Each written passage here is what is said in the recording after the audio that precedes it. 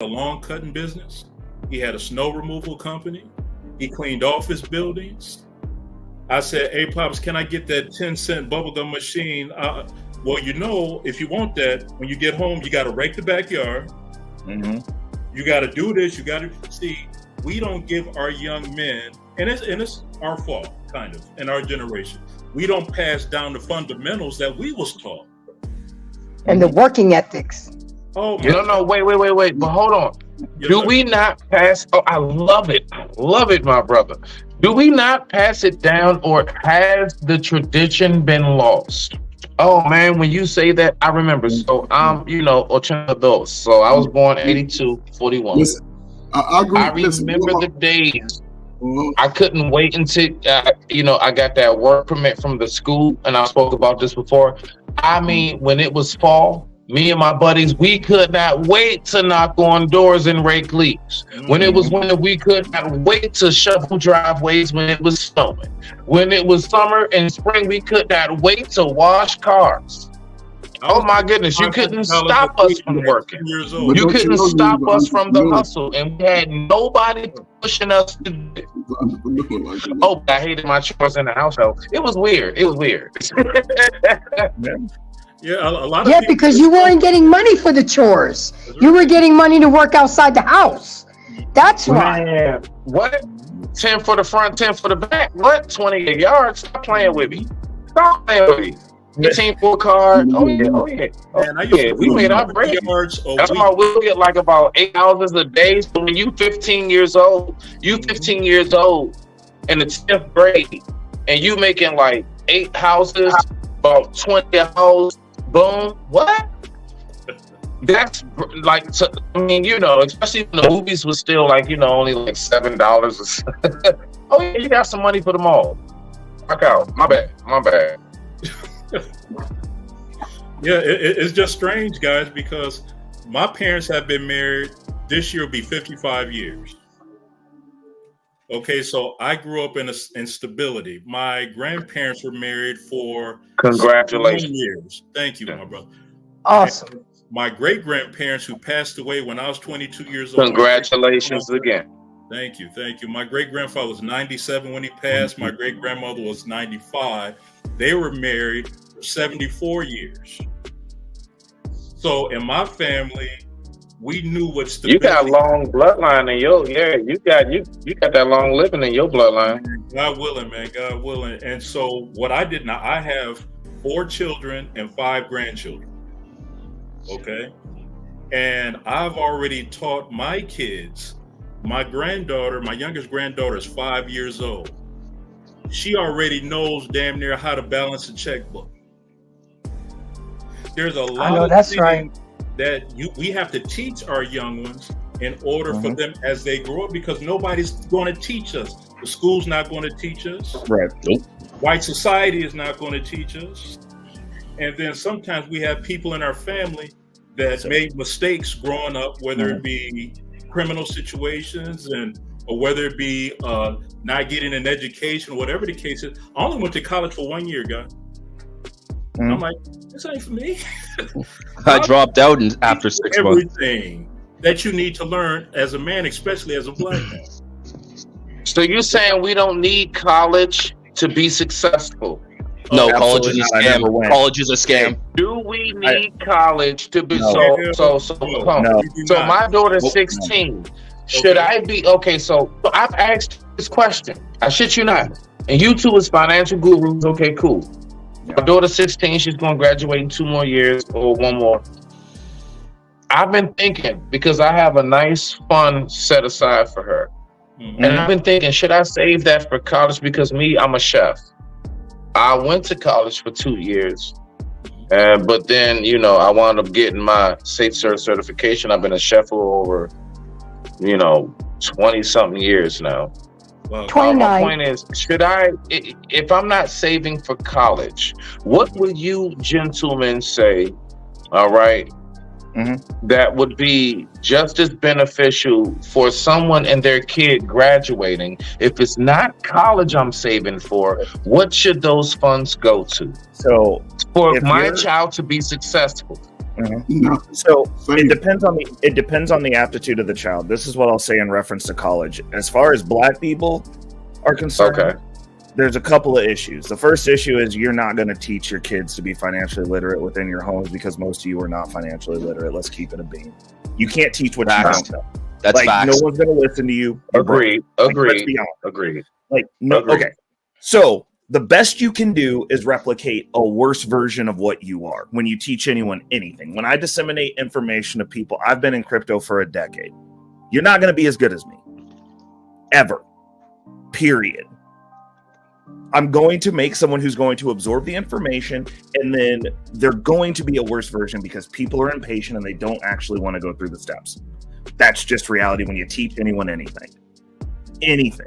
Like, I argue with people. Facts. Niggas want success overnight with no work involved, no sweat, no dirty hands, no I lost a sleep, no cold pizza, no none of that. You're right. So what we air mattress on the floor. Right. And so what you hear within specifically the black community is somebody who works with wealthy people, and none of them are black. So it's just what it is. I see actual millionaires and billionaires, and I just don't see a whole lot of black ones. Like, they just not like it's like. Well, brother, this is what you got to understand too. You have to be in rooms and surround yourself with people 100%. That inspire you to be a better version of yourself. Correct. Okay. But when it comes to the information that's handed down, this is the caveat though. Not every single family. Like, I've got a few families that I dial in on and how their families are set up, and that's the way that I'm like, when I have a family, it's going to be set up like that. You know why? Because this dude, like one of my clients specifically, his family owns infrastructure within the city that I live in. Like, this dude makes moves. I'm sitting in rooms with people that are deciding where stuff's getting built. They're deciding where your kids are going to school. They're deciding where their kids are going to school. They're deciding what your millage rate is. People who have power. That specific family, every summer, his daughters, as they were graduating from high school and going to college, these were two beautiful young women. Very down to earth. That was the first thing. They weren't stuck up. Second thing, they weren't stupid. Every morning, he had them every summer. They worked a summer job while they were in high school. Every single summer. Babysitting, something. Before they went to work, they would have to get up an hour before they were supposed to go to work to come down to be mentored on how their family's business is run. They groomed those girls to be an asset to whatever man of their level that they married into. That family is going to get a boom because they're getting a woman who knows how to run an infrastructural business and willpower. And they were very directed on what they were going to college for. None of this follow your passion, do what makes you happy, do what you want to do. You know who does that? Peasants. People who get told what they're going to do to be able to complain about what the white man's doing. White man sitting at his school, the people that you're supposedly mad at are grooming their children. They're not going, be happy, and then we're just going to blame these other people that have nothing to do and care nothing about our culture later. This man is speaking all facts, Joe. All fucking facts. Them. They are children. And they go, you will be used to this family. How many? Most people who have kids, I don't have kids yet. Most people who have kids that are completely useless to the family that they're a part of. Your kids are worthless. What? They are worthless. Yeah. If you don't control your own subconscious, we're gonna blame someone else. We didn't give them a direction. People come over here that don't speak the language out of a rice paddy field from China and go, "You're gonna be a doctor." You're gonna but hold on, Ray. Hey, Ray. But look though, right? So I've been thinking about that shit. Because I've gone into many places. I'm talking about not just Asian. I'm talking about from African, Jamaican, anything foreign. Yep. And I will notice they will have children back there with them working. Now, over here, we will look at that as the violation of what? Child labor laws. Yep. Are they really wrong when they have their 9-year-old that's ringing you up and that carry out when you get your fried chicken and rice? Well, no. Here we go. But are they really wrong? It depends. Or are they building legacy? No, yes and no. But it depends. That could be legacy. The legacy is already built. They just following tradition. That's all they're doing. Exactly. That could be a small business. So Listen, what we know- time? we So know where when we did are. their parents start? Did they start before him? He's 9 years old. Did they start at 5? But what's Yeah, the do we legacy? think about that? We're That's leaving an out the context of what that individual. legacy No, is, though. Yeah, Those listen, people are peasants. It's a legacy. of Not peasantry. always, because Ray. They've been doing it for centuries.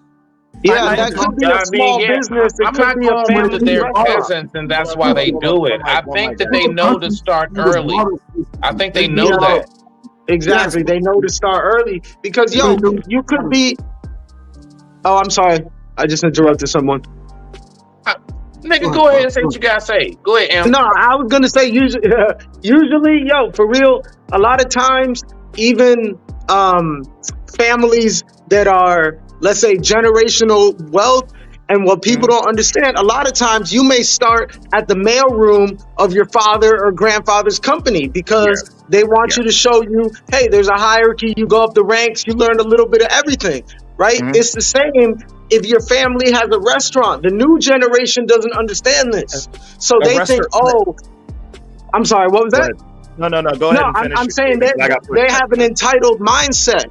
The Gen Z generation right today is very entitled, but most of the rest of the world, whether you're middle class, upper class, or even lower class, there is this semblance of, hey, we're working together to build something bigger. Even when I was in India, look, the people over there, they don't have a lot of times. If you're very poor or you're even middle class, you may not be able to have a bank account. So they pool money together. They have these different community funding. Bro, they do more things than people here who spend that same money on a stupid iPhone or Jordans.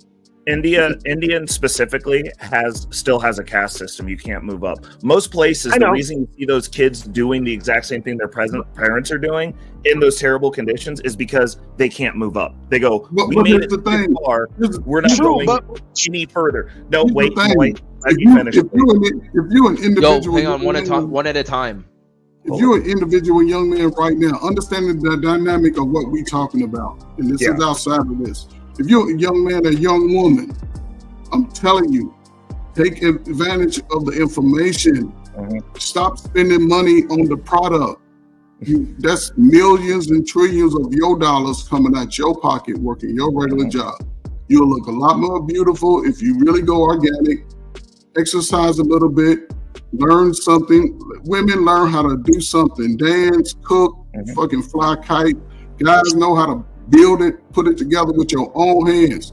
If you're lucky enough to have a father in your life, get to talk to him. If your father's around, talk to him.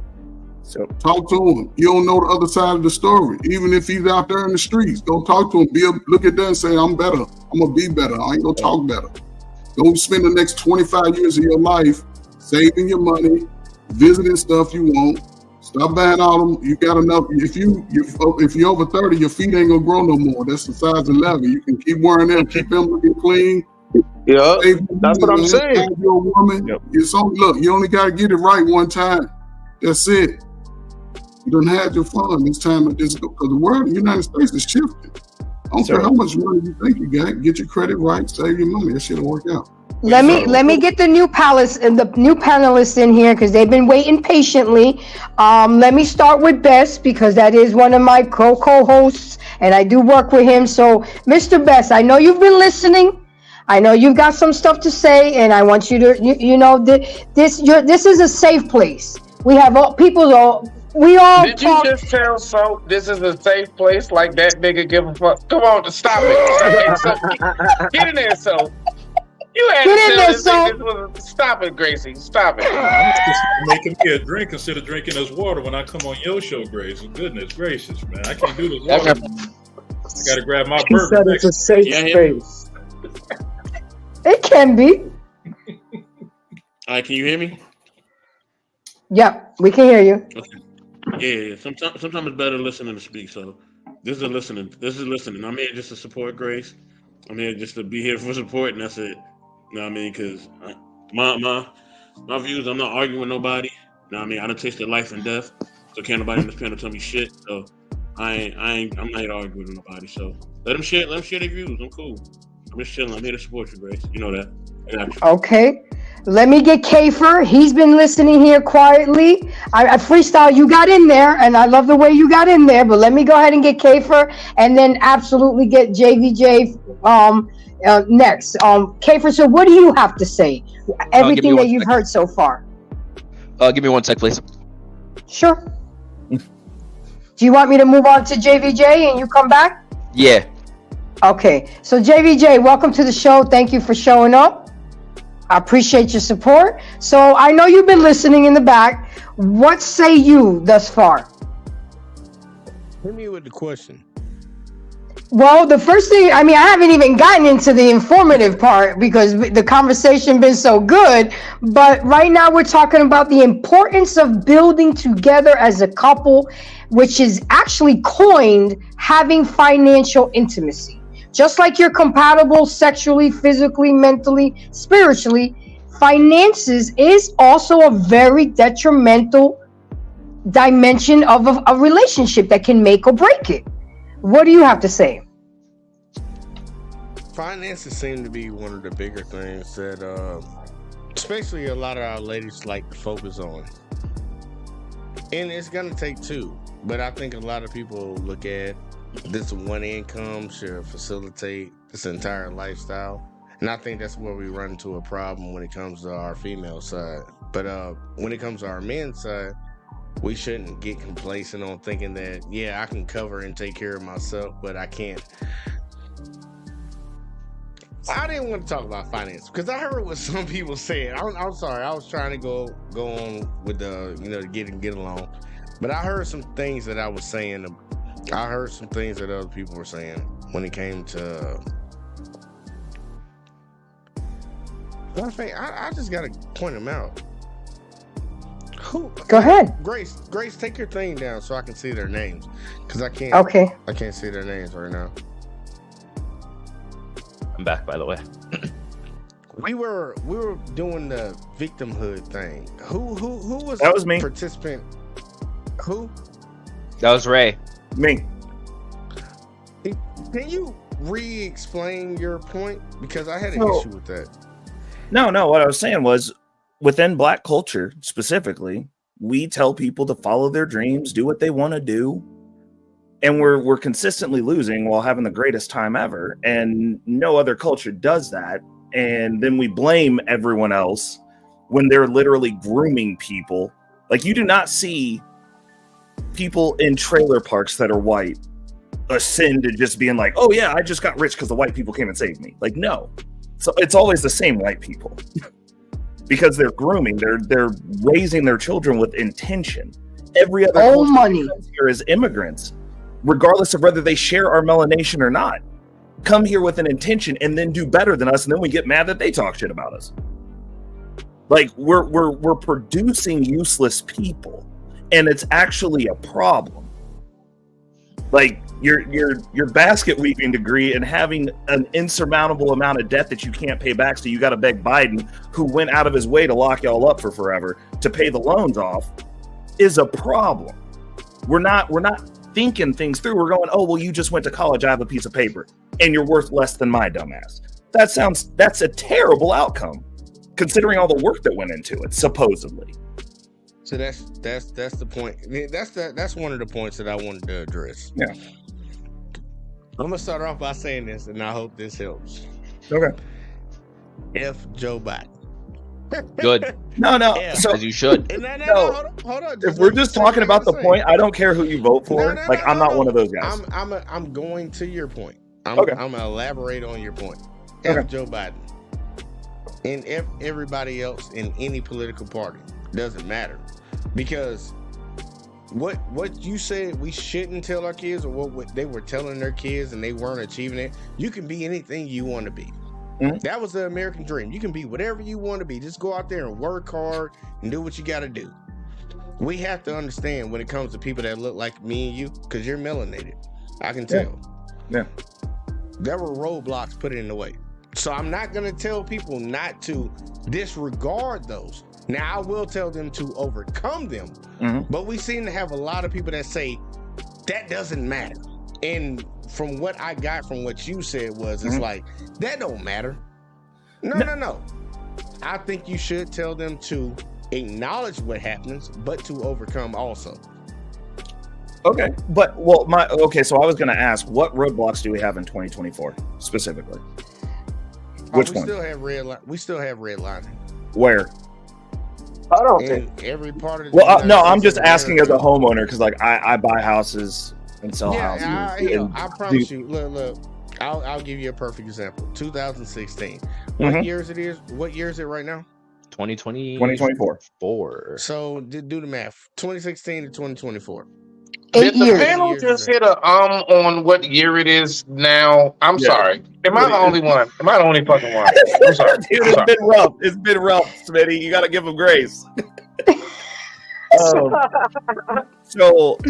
want to know specifically where we can't buy houses, because I think what you're speaking to specifically is the study that they did where if you have paintings up or pictures of your family and they come in and see a black family, your house appraises lower. But here's the funny thing, because that was a thing, and I'm not going to say that didn't happen. But this is interesting. When we are doing houses, I own a business that does home automation, and what that is we build $150,000 movie theaters inside $1 million houses, multi-million-dollar houses. That's what I do every day. So the funny thing is, when those houses sell, when those families sell their houses, they take all identifiers out of the house. And they're white. So you're telling me that you are owed something that rich white people don't even do themselves when they sell their houses. They bring them down because you get the best, because you know what other houses get worse appraisals? Elderly people's. Also, extremely young people. But Ray, I'm ready. Well, not only that, the housing. Hold up. I'm just saying, like, it's an industry standard. Is it inconvenient? Sure. I'm sorry. We want to say it's an inconvenience. It's an industry standard. You alluded to the exact case that most people would jump to when a black family listed their home. This is just a black family trying to sell a home. Because we started off on buying a home, but you jumped to these people trying to sell a home. So I'll jump right there. This black family tried to sell a home, and it was covered by local news and everybody. They tried to sell it, and they had just their normal stuff up. You know, look at the house. Look at the house. Yeah, I see the pictures over here. Whatever. It wasn't the people that were trying to buy the home. It was the actual company that was. What's the word for it? Listing? What's the word for it? The listing? The ones that were gonna list the home. Yeah. The realtor. The value. Yeah, the realtor. There we go, Grace. The ones that devalue the price of the home. So it was a company that devalued the home. It wasn't an individual. It was the company. But let's talk though. That is extremely illegal. Like, you have a fiduciary duty. You're legally bound to your client. I did that field. Sir, they literally did it. I understand that, but that literally opens them up to a lawsuit. So now you sue them and take their money. Yeah, okay, but wait, fellas. Does this maybe depend on southern to northern, west to eastern? Because we all know that laws do differ depending on the geographical location. Now, we're not going to act like that's not a factor. I don't think there's blocks. Jay, are you speaking more so from a southern Alabama, more so and are you talking more so from a Western California standard? Because depending on where you are can depend on what your perspective and how you know the law to be. I can only talk on Maryland laws and DC laws, because that's what I know. I know the DMV. I don't know shit about where y'all are. So real estate. I don't think there's blocks. Smitty, I'm gonna answer it, Smitty. Go ahead. I thought that's my Smitty. Come on, JBJ. These are laws that regulate the entire United States of America. It doesn't matter whether you're on the Western Hemisphere, federal. Northern. Got you. Yeah. It's all regulated. The Fair Housing Act, like, this covers this, and we still have this. So to sit here and say like that stuff doesn't happen, I'm not saying that it doesn't happen. So my question is this, and I'll give you this. Say you're right and I'm a complete asshole. who's disconnected. No, How does no? Wait. I'm gonna let you be right. But if every black person had your mindset and none of them had mine, how do we win? How does that benefit us? So you're right now. We're victims. There's but you're all not these an asshole, Ray. You're not an asshole. You just have a very, very strong opinion. If everyone shared, and I'm just a first principles type guy. If everyone shared your mindset and ran around with that ship that everyone's racist, everyone's out to get you, that's crazy. How do you move forward? Like, what are your results with that? Like, it just sounds like you're going to have like a more upsetting existence that's inconvenienced, and then you're not going to work through anything because everyone's just doing shit to you. You ready? You ready for the solution? Yes. It's a scarcity mentality. I really think that we all know this. I think that we all know this. What's the first step to correcting a problem? Identifying there's a problem. Yep, acknowledging it. Yeah, acknowledge the problem. Can I speak from a legal immigrant perspective? Go ahead. You shouldn't even be getting into the country.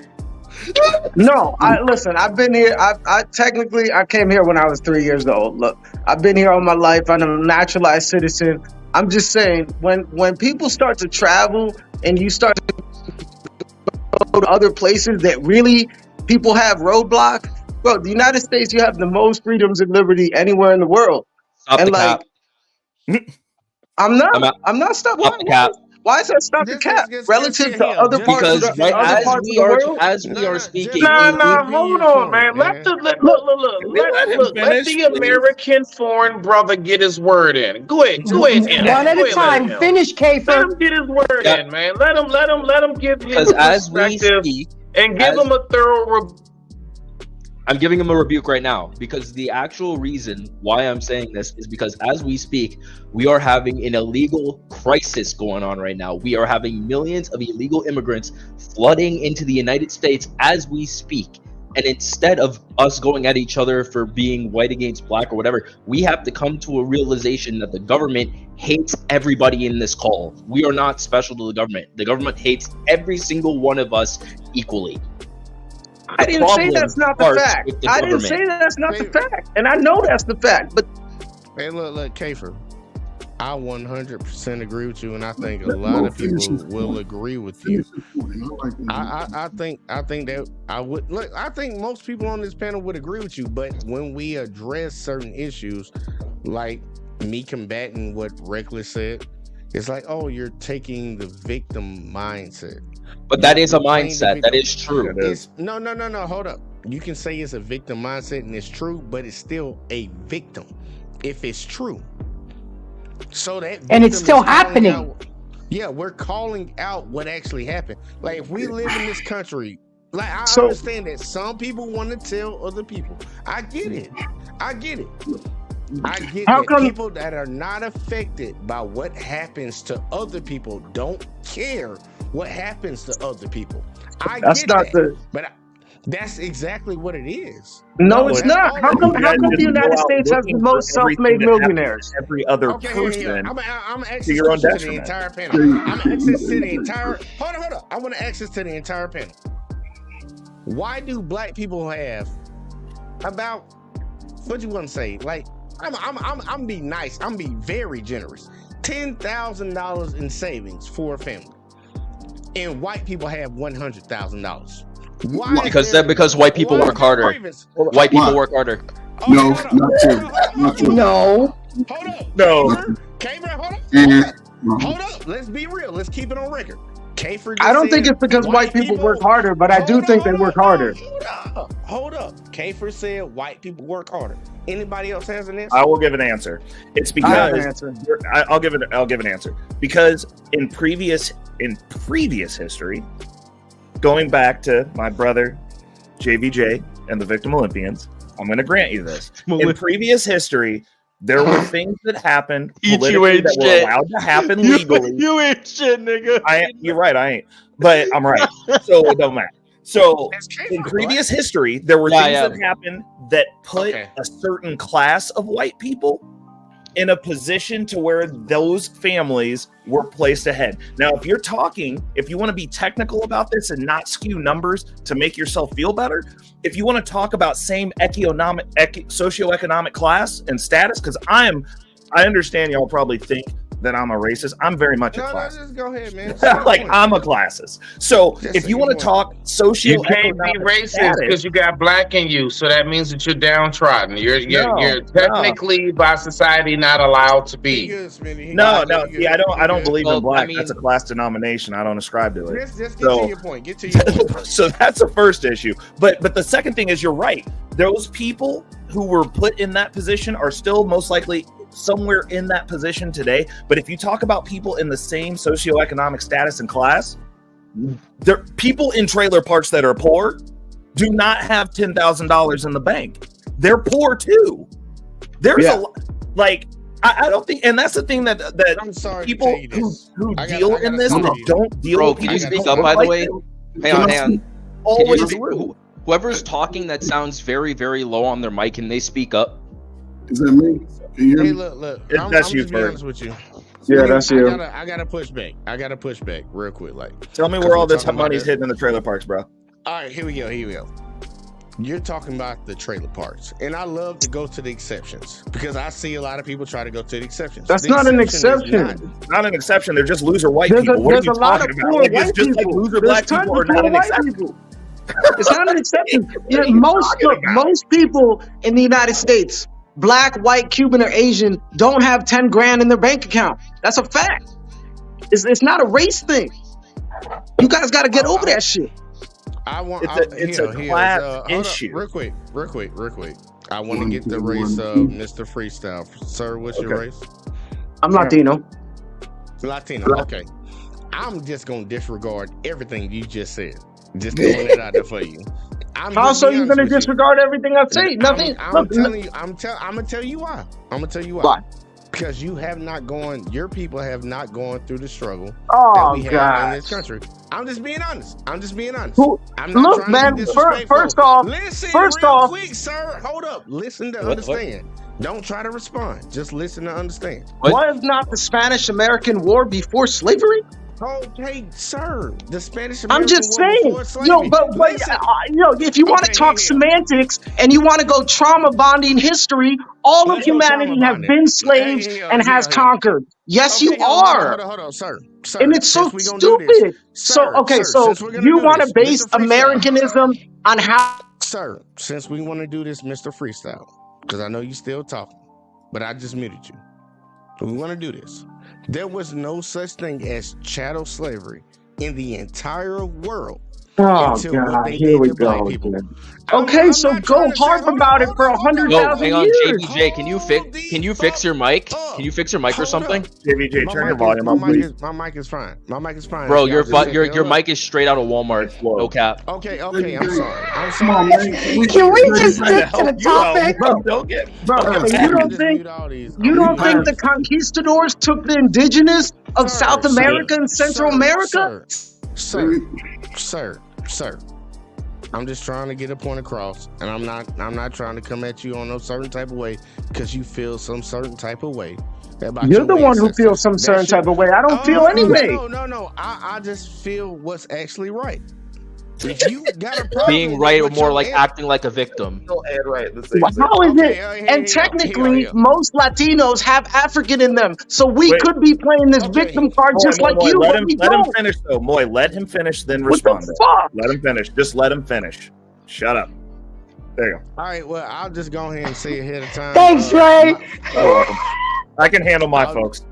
Look, I'll just say ahead of time. My Latino folks, I don't want to hear about nothing that y'all got going on. Shut the fuck up, because that's what you just told me. Hold on, that's what you told. This is why I don't hang out with black people. Hold up. I don't blame you, homie. I don't blame you either, man. You don't need to. Y'all be nice. Black people are the worst. This is why you see people. And he jumped in. He's honestly, honest to God, I'm best not to mute the whole goddamn fucking panel. honestly, to be honest, like he's not wrong. A lot of black people are so quick to be like, it's every other race's fault but our own. Sir. And I want you to understand something. I want you to understand the mindset I come from. Because clearly you don't watch my channel. Sir, you clearly don't watch my channel. Because I tell everybody they need to goddamn get on their grind and do what they need to do. But that does not mean that I have to disregard the past of what happens and everything that trickled down from the past. Because y'all want to sit out here and act like, oh man, you know, white people got $100,000 in the bank account, and it just comes from black people being lazy. Motherfucker, we built the White House and we built this goddamn country. You're not gonna sit here and try to shit down on folks. No, you didn't. We fought for the Yeah, white. He was right about that. He ain't lying. He just did. Go look it up in history books and tell me I'm wrong. JVJ. Go look it up. No, hold that thought. Go look it up in the history books and tell me I'm wrong. Since you want to say that dumb shit. Because it was slaves that built that fucking White House while you sitting over there talking that dumb shit. And it's been a lot of revisionist history to tell white folks and people of other races that black people are just out here complaining. Nah, fuck that. We gonna talk about real fucking history. Yeah, let's talk about real fucking history. When the world come over here, listen, regardless of the message, and this is what I love about us black people. My man done started some shit. I was born in the It's legit though. It's legit. After Uncle, we're gonna get back on topic, guys. Yes, this is what I'm like. JVJ, you done drew out the whole conversation. Look, as a young black man, I was born in the late 60s, and all my brothers 60s, 70s, listen, we understand the dynamic of the old way and the new way. Mm-hmm.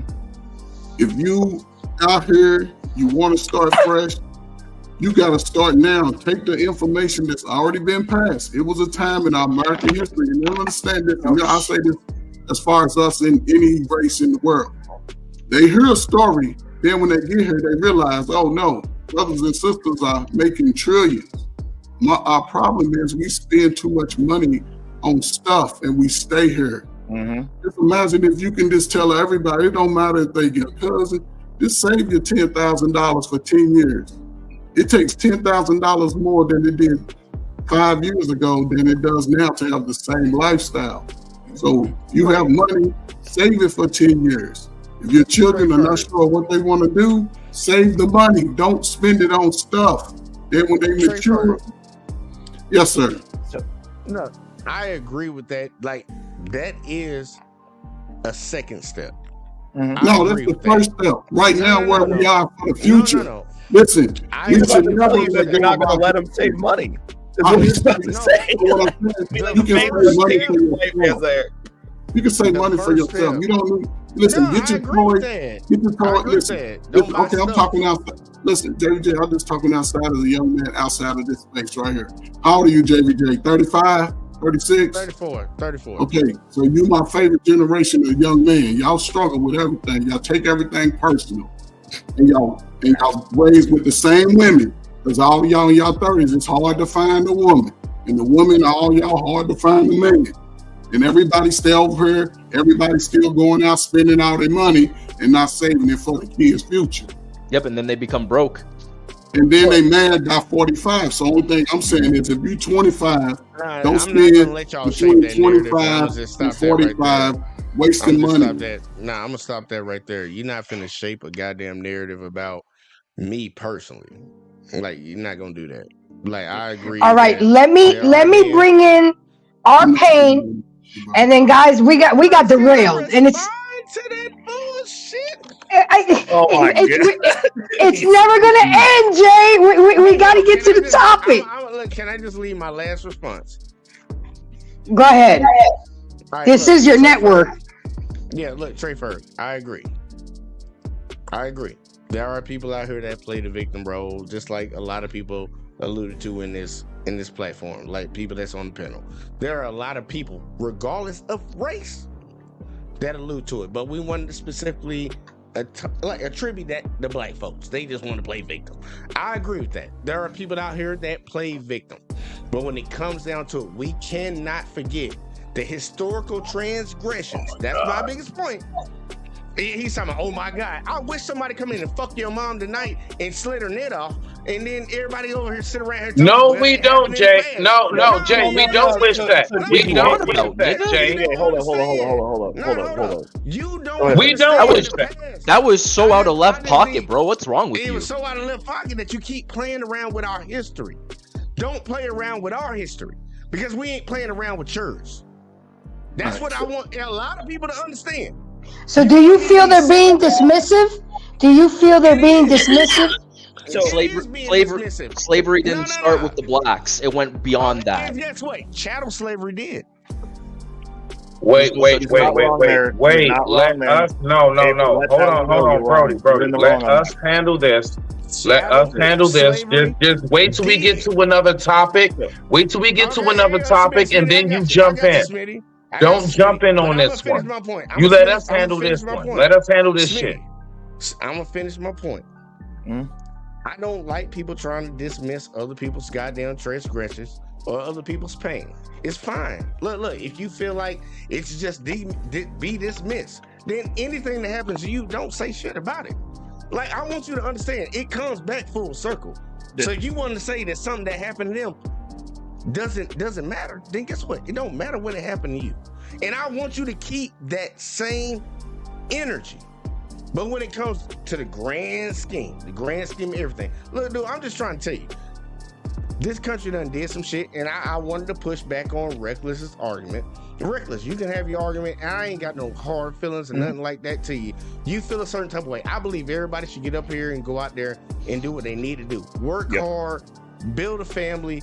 That's the main structure, and that's what we can got so far away from.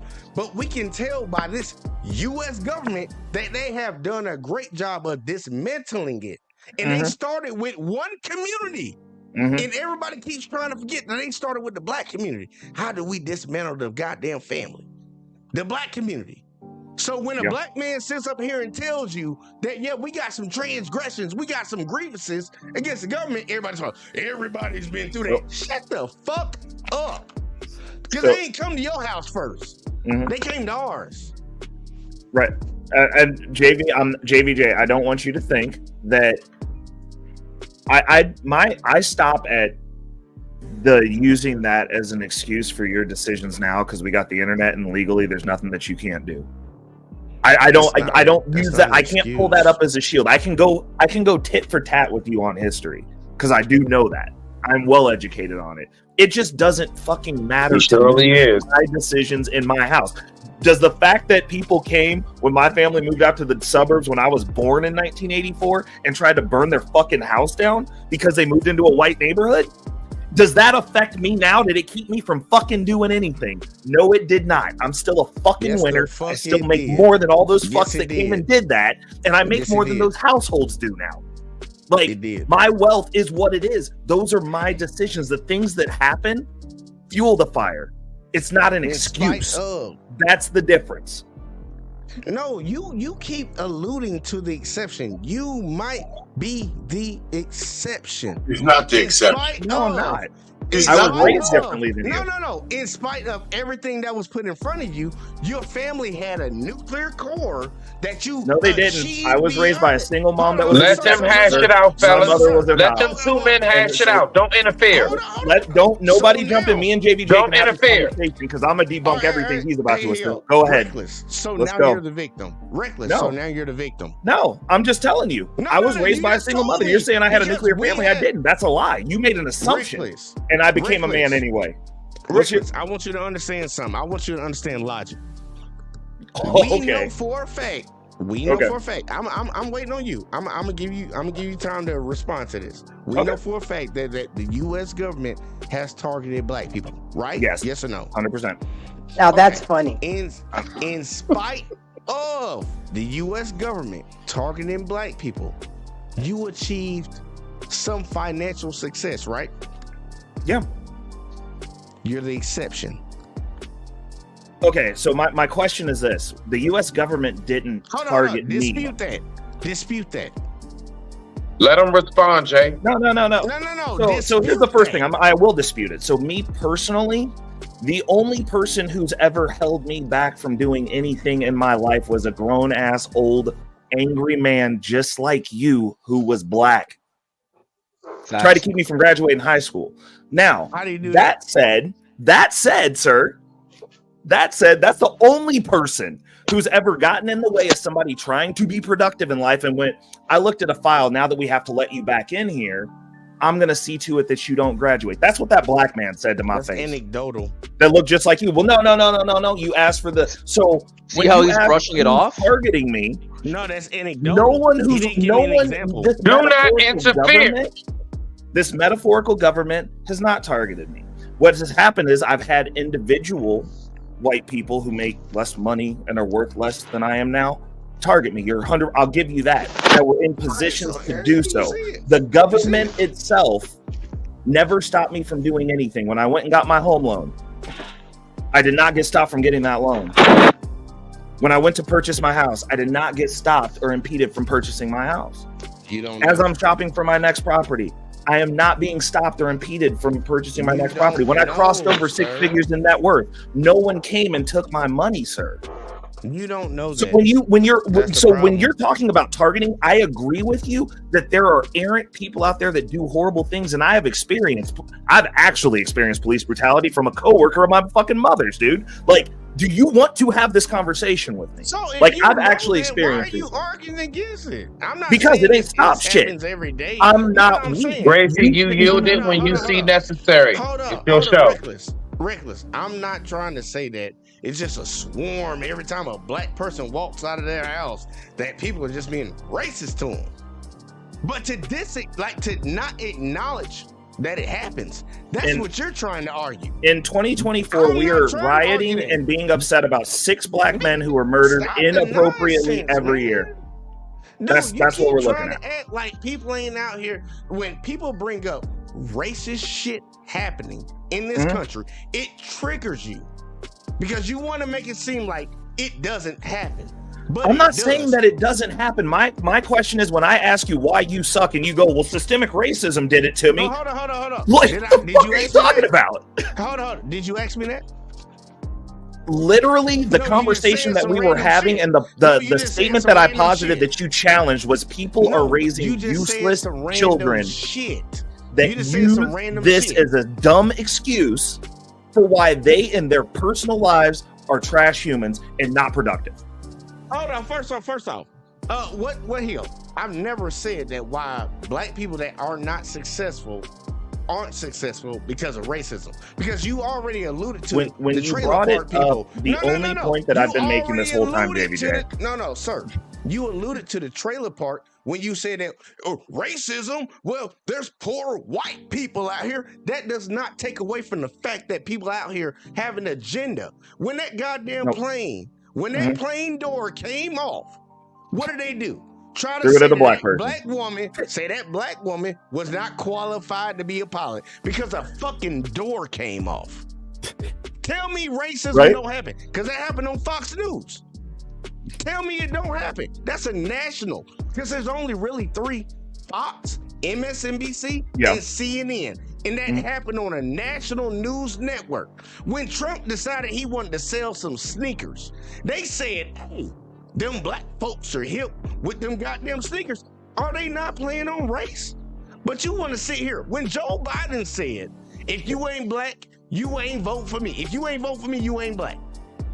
You telling me that these people ain't playing on race and race doesn't have an issue in this country. You want to sit here and be naive, but you want to have an issue with me for calling it out. No, you can call out whatever you want, sir. You can call out whatever you want. And I can allow that. I have space for that, but like, I stop at when it's posited as an excuse. And that's all I'm saying is, if you in your personal life, like, we can go back and forth and offline, we could have this conversation. I'd be right there and in alignment with you. Right. Does racism and what Jay is talking about exist?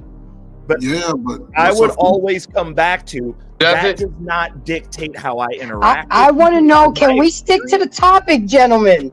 Can we go back to financial intelligence? 20 minutes. I could do a whole show next week about this and get back at it. But the point of tonight is... May I share whenever I can? Yes, and then Payne, you got to go, and then we're going to get back to the topic, okay? Get an ass. Go ahead, Best. Oh man. You know, our people are interesting, man. We are very interesting people. We are so interesting. You know what I mean? That's why I'm going to just sit back and listen. It's always best to listen before you speak. You know, and let me premise my statement before I even get into it. I live in a very affluent community out here in California, similar to Beverly Hills, right?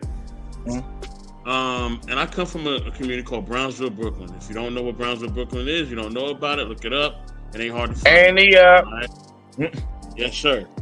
Okay. So that's like me saying, because I come from Brownsville and I actually live in an affluent community, that poverty and racism don't exist. And that everybody living in Brownsville is losers. And they're not. There's some great hardworking people there.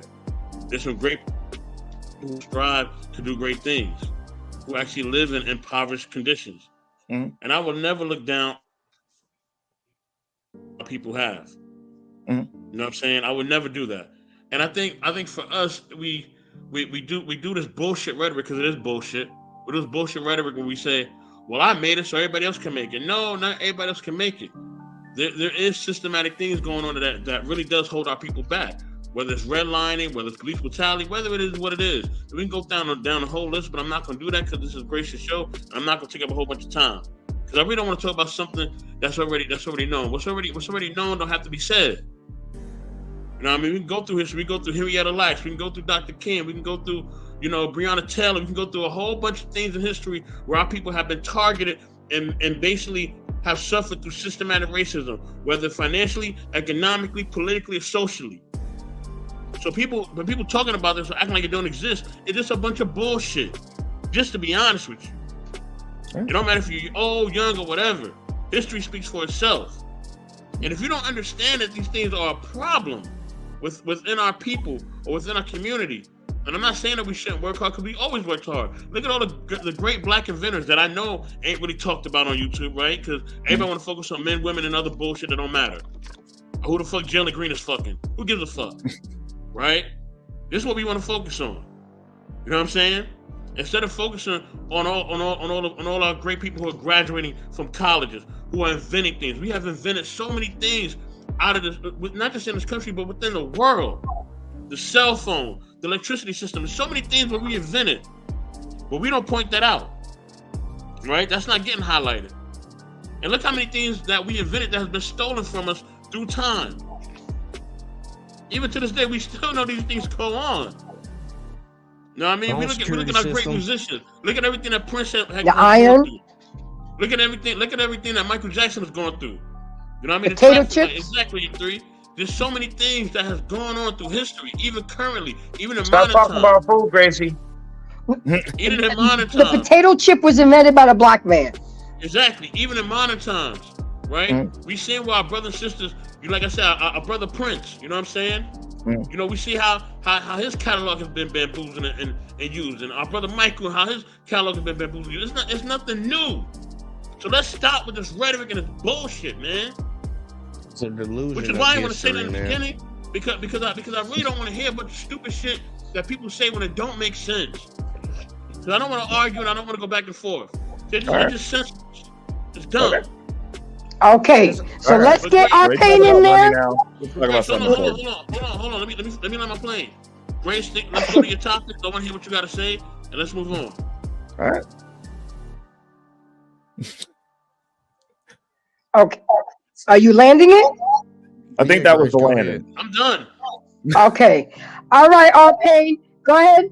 Say what you got to say, and we got to get back on topic. We're already at almost 2 hours. Grace, what's the original topic? The original topic is financial intimacy, learning how to build with your mate. Okay. Hey, listen, one of the things that's so funny, I hear all these kind of conversations. I'm older than a lot of folks. Trey Ferg called me up here by mentioning the old man and shit. All of a sudden, I just happened to hear it and shit, and I punched the button and shit. Listen, I came through the 70s. I'm a baby boomer. I seen a lot of shit, man. I lived in Harlem. We had the homeless before they called homeless living downstairs. I lived on the 5th floor. It was 14 people in my apartment. I shared a bedroom with my cousins, female cousins. We had a bunk bed. I had a cot in there, and we had to live in a room with an Irish setter. If you know what Irish setters are, they're big fucking dogs, man. Mm-hmm. So then we had a crack on the wall, and we had to draw lots every night to see who was gonna sleep by the wall because roaches came out of that motherfucker that night. You know, so we lived we had one bathroom. We had married couples in there, and my grandmother always loved the homeless, so she always had a homeless lady in the front room and shit. And we couldn't even go in there. So I sit back here and say, you know, the only thing I thought about is that if I ever made it, I would never let my kids ever see that shit. When I was 8 years old, I was in New York. I had to travel from the Bronx to Manhattan to go to school. A bus, a train, and another bus. At 8 years old, that shit would be child abuse today. With all the fucking crazy people out there, they sent my ass in the morning out to school. I had to get on the bus, I had to get on the train, do snowstorms, do all of this shit.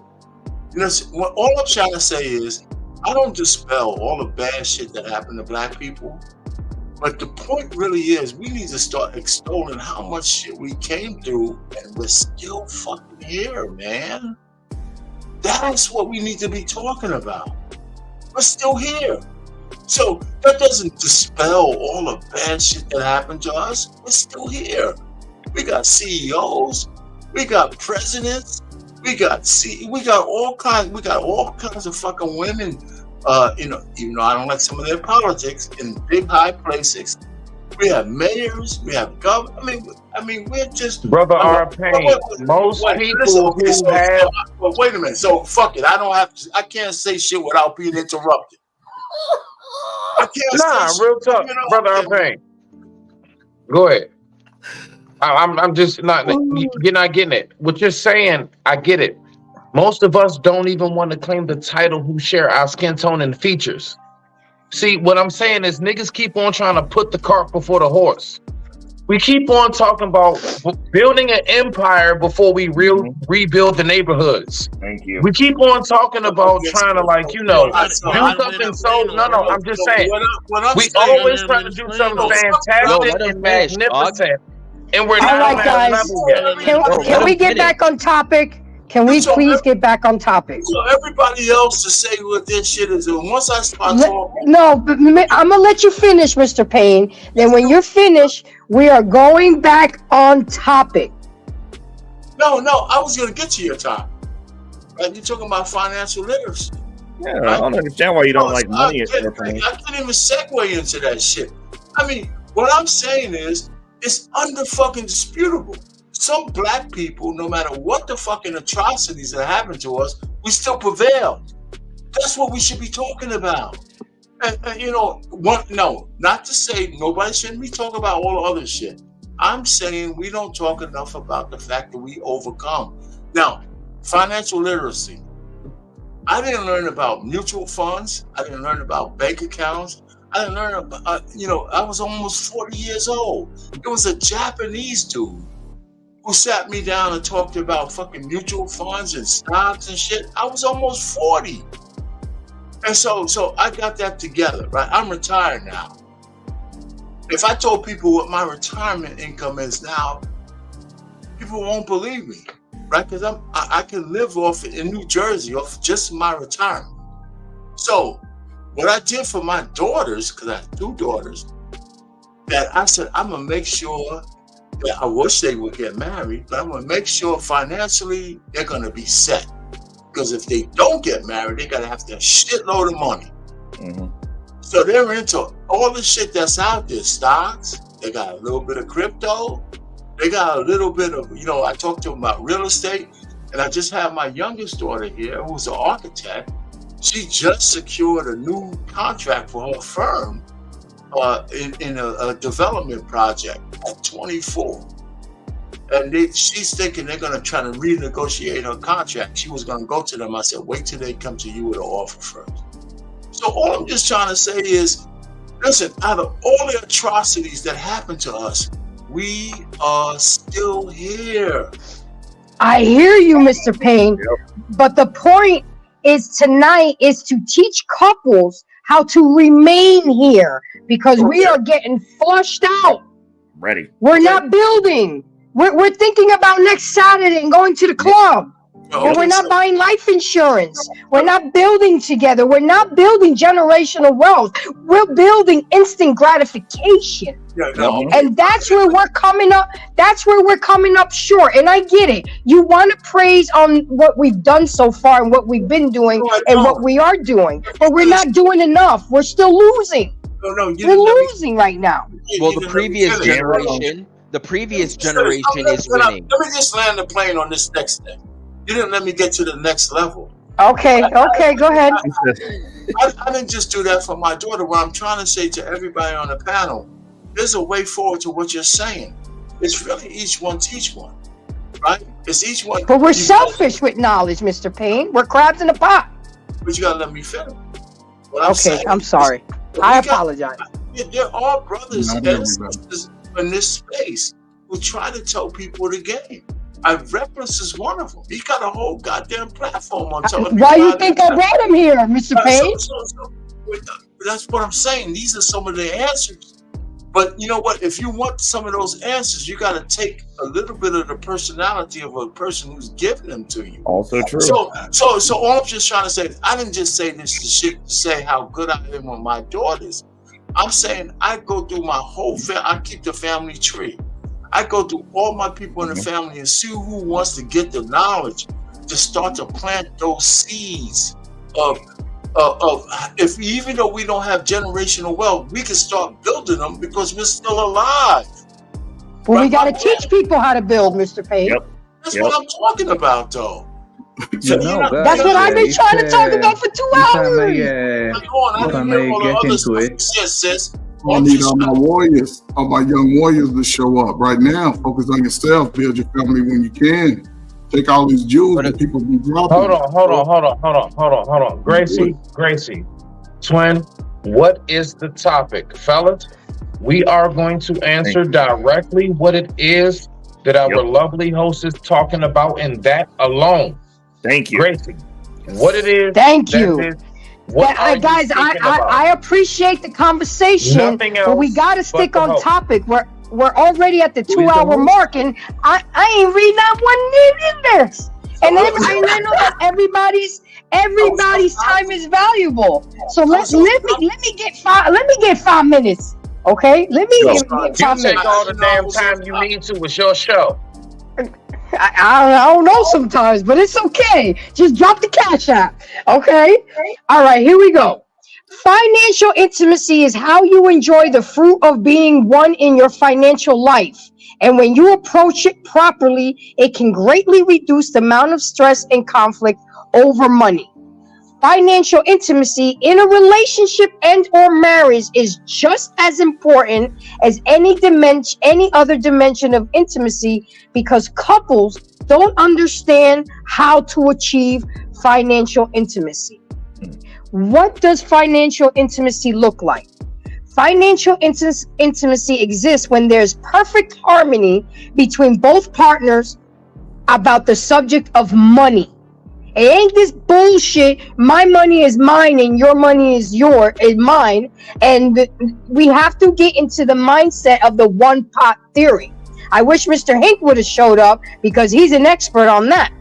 Financial intimacy exists when there's perfect harmony. Financial intimacy occurs when two people in a relationship are 100% honest about their beliefs towards money. What happens when financial intimacy or compatibility doesn't exist? This is the fuckery that happens when you have two people that are not equally yoked financially. And this is why divorces end up mostly because of money and infidelity. Mostly money. Secrets about debt and gambling. 44% of Americans keep money secrets from their partner, including these related gambling addiction. Secrets might be hiding checking accounts, savings, or credit cards account from the other half. And I hate to say it, I'm a woman, but we are guilty of doing that because all our lives we've been raised to be, you have to have a exit strategy fund. You have to make sure you have money put away for a rainy day. If you do shit right with your man, there won't be rainy days. Again, with Smitty's perspective, prevention prevents rainy days. Or they always do it right the first time. Or they always tell women or girls in today's society. Everybody have to have money in a rainy day. If you think about it. Yeah, you gotta have. But you have to have it together. That's the point I'm trying. Together, everybody's like my dad used to say, "Hooray for me and fuck everybody else." We can't grow like that. We have to water each other's plants. But it's not like I'm gonna water my own plant and I'm gonna leave him hanging out drying. I mean, come on. Yeah. And this is really towards the women because the women are the ones that are selfish, self-entitled, think that they all of that because they got a box and they pretty. But what's gonna happen? What's gonna happen when you get traded in for a newer model because you're not being cooperative?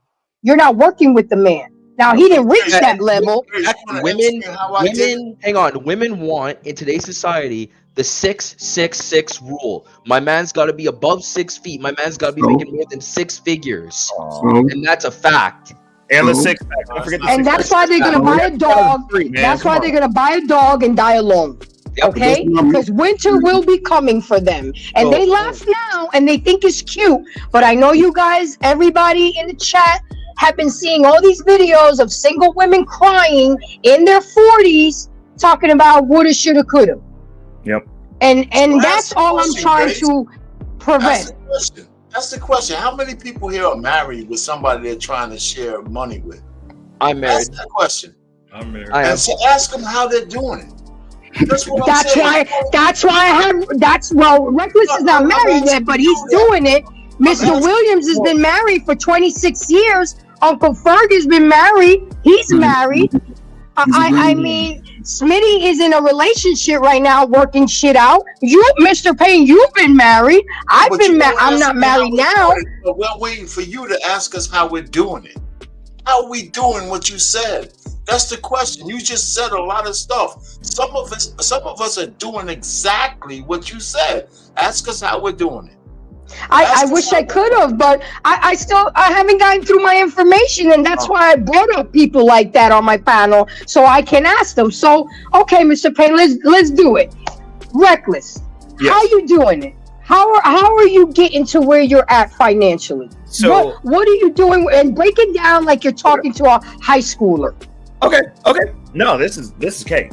So I do the inverse of what most people do. Like, I look at all money as tools. I understand people think that like, oh, you're flexing, whatever. I don't flex. Like, that's not my deal. But money is a tool. Money is the ability to facilitate things. That's all it is. All of the things that we use to make money, credit is a tool. Most people don't use it as the tool that it's supposed to be, but it is a tool down to your credit card, like the man earlier said. I use credit. I mean, it's one of the things I did an entire show about it. Flipping credit. I got these checks. I get these all the time because I got $800 credit score. I get checks. I get money. It's still at 4.5 points with 0% for a year. I turn that into assets. I don't buy rims. I don't go on trips. I don't get Gucci belts. Everything that comes into my existence, the vast majority of it goes towards asset acquisition. Me personally, I'm not liabilities. Not liabilities. Exactly. So at any point in time, I'm asset rich, cash broke. At any point in time, because I can get to anything that I need within 48 hours. But here's the deal. And this is the thing that I learned putting myself around a lot of really wealthy people. Rich people don't sell assets. That's the reason y'all are mad. You're going out there talking about, I'm going to buy Bitcoin. I'm going to sell it in 10 years. I go out and I go, I'm going to buy Bitcoin. I'm never selling it. And I'm waiting until we get the ability to leverage it like we used to have. Because I personally cleared out and got my down payment for a house leveraging Bitcoin. You know why you leverage Bitcoin? So you don't incur a tax burden. You can do the same thing with your stock portfolio. Fun fact. But you guys are out here selling When you sell, you have to pay taxes now. Every time you sell something, there's a tax incurred. You could borrow against it and continue to do that indefinitely on things that go up in price. How much percent? I'm not feeling inflation the same way you guys are. Like, inflation don't mean the same how thing much to me. is the tax of buying stuff? What? How much percent is the tax? The tax? It depends. It's anywhere from 22 to like 35%, depending on how wealthy you are. But oh, lovely. When you sell an asset, you have to pay a tax on that. Yeah, but right, in reference to the asset, how much does the asset have to be worth to really see that type of money? You know, I mean it's a scalable game, but like that's the other issue is we're looking at things in too small of a window. Are you talking millions? Are you talking millions? That makes sense. No. Again, what is the net value of what it is? Is the ring? Is the ring worth the? How they say? Okay. Well, So give my example, Ray. Give my so example. in the beginning, it's a slow growing deal, right? But this is the reality of it, and I'll give you a crypto example.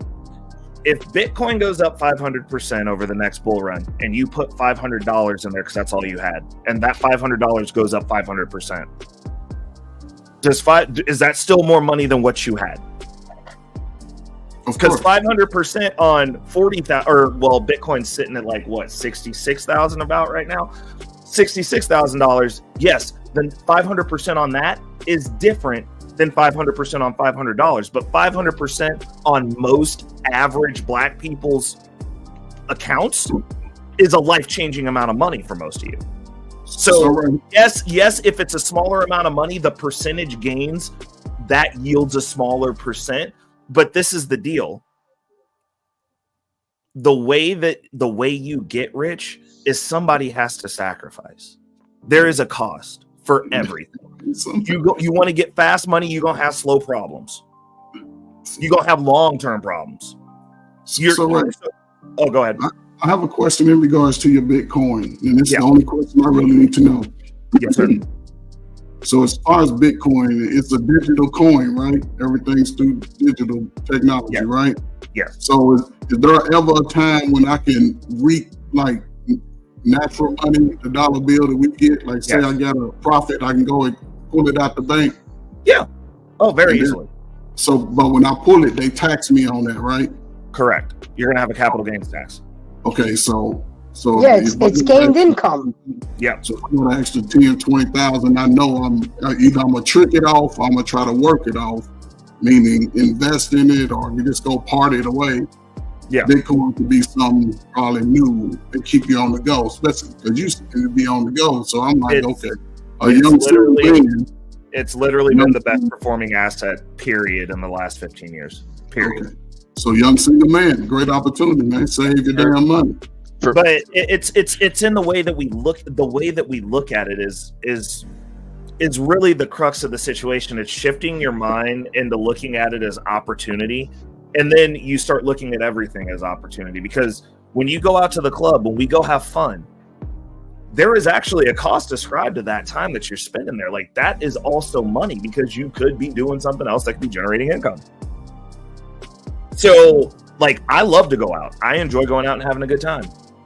But I understand that if I do that every night after work, that A, doesn't benefit society, B, doesn't benefit my current family or my future family, and C, doesn't necessarily benefit me because when I go out, I like to drink a little bit. And I definitely don't need to do that every day. So I'm relegated down to 2 days, and I don't like spending a lot of money doing that because I go, this could have been in Bitcoin.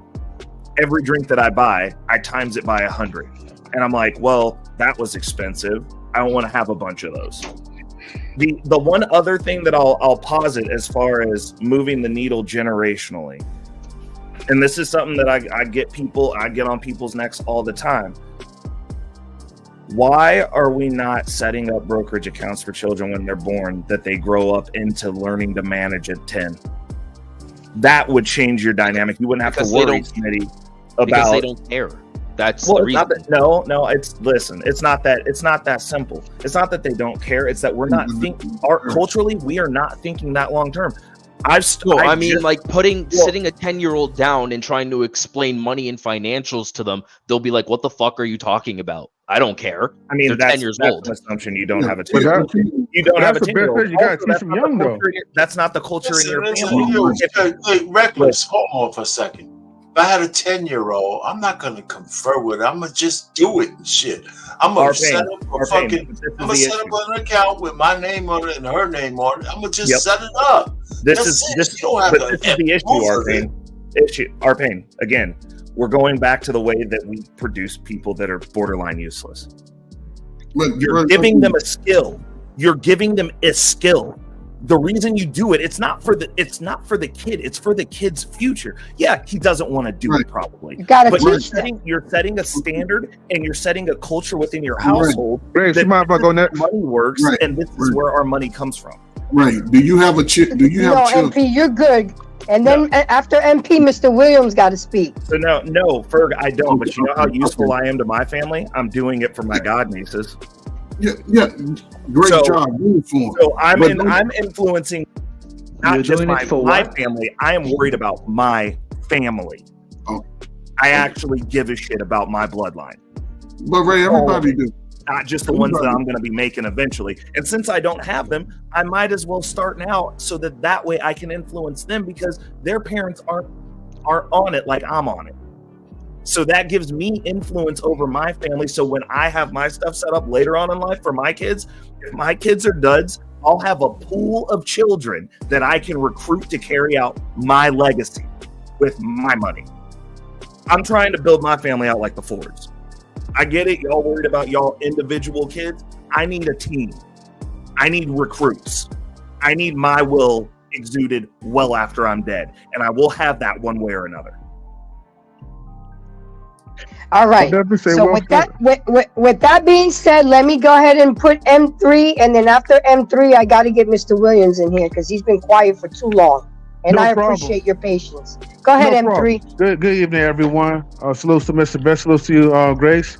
I'll be real quick because I have to leave in a minute. But I just want to say, this is definitely a valuable topic when we're talking about finances.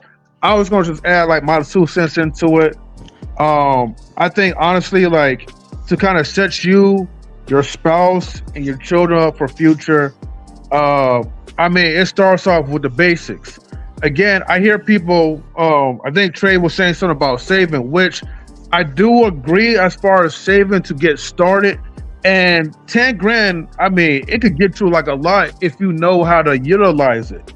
But again, with 10 grand, I wouldn't keep it in a bank account for too long. With 10 grand, I would try to look for some other vehicles where I could invest that 10 grand to slowly make it go up. Or if you want to take a high risk for some people, there's people that play options or whatever. And there's people that actually find little stocks or stocks that, companies that they believe in to make their money grow. There's IULs, there's other vehicles that people could actually use. But the main thing is that when you have money, you don't want to just let it sit and let the banks pretty much bank off whatever that you're saving up. You know what I mean?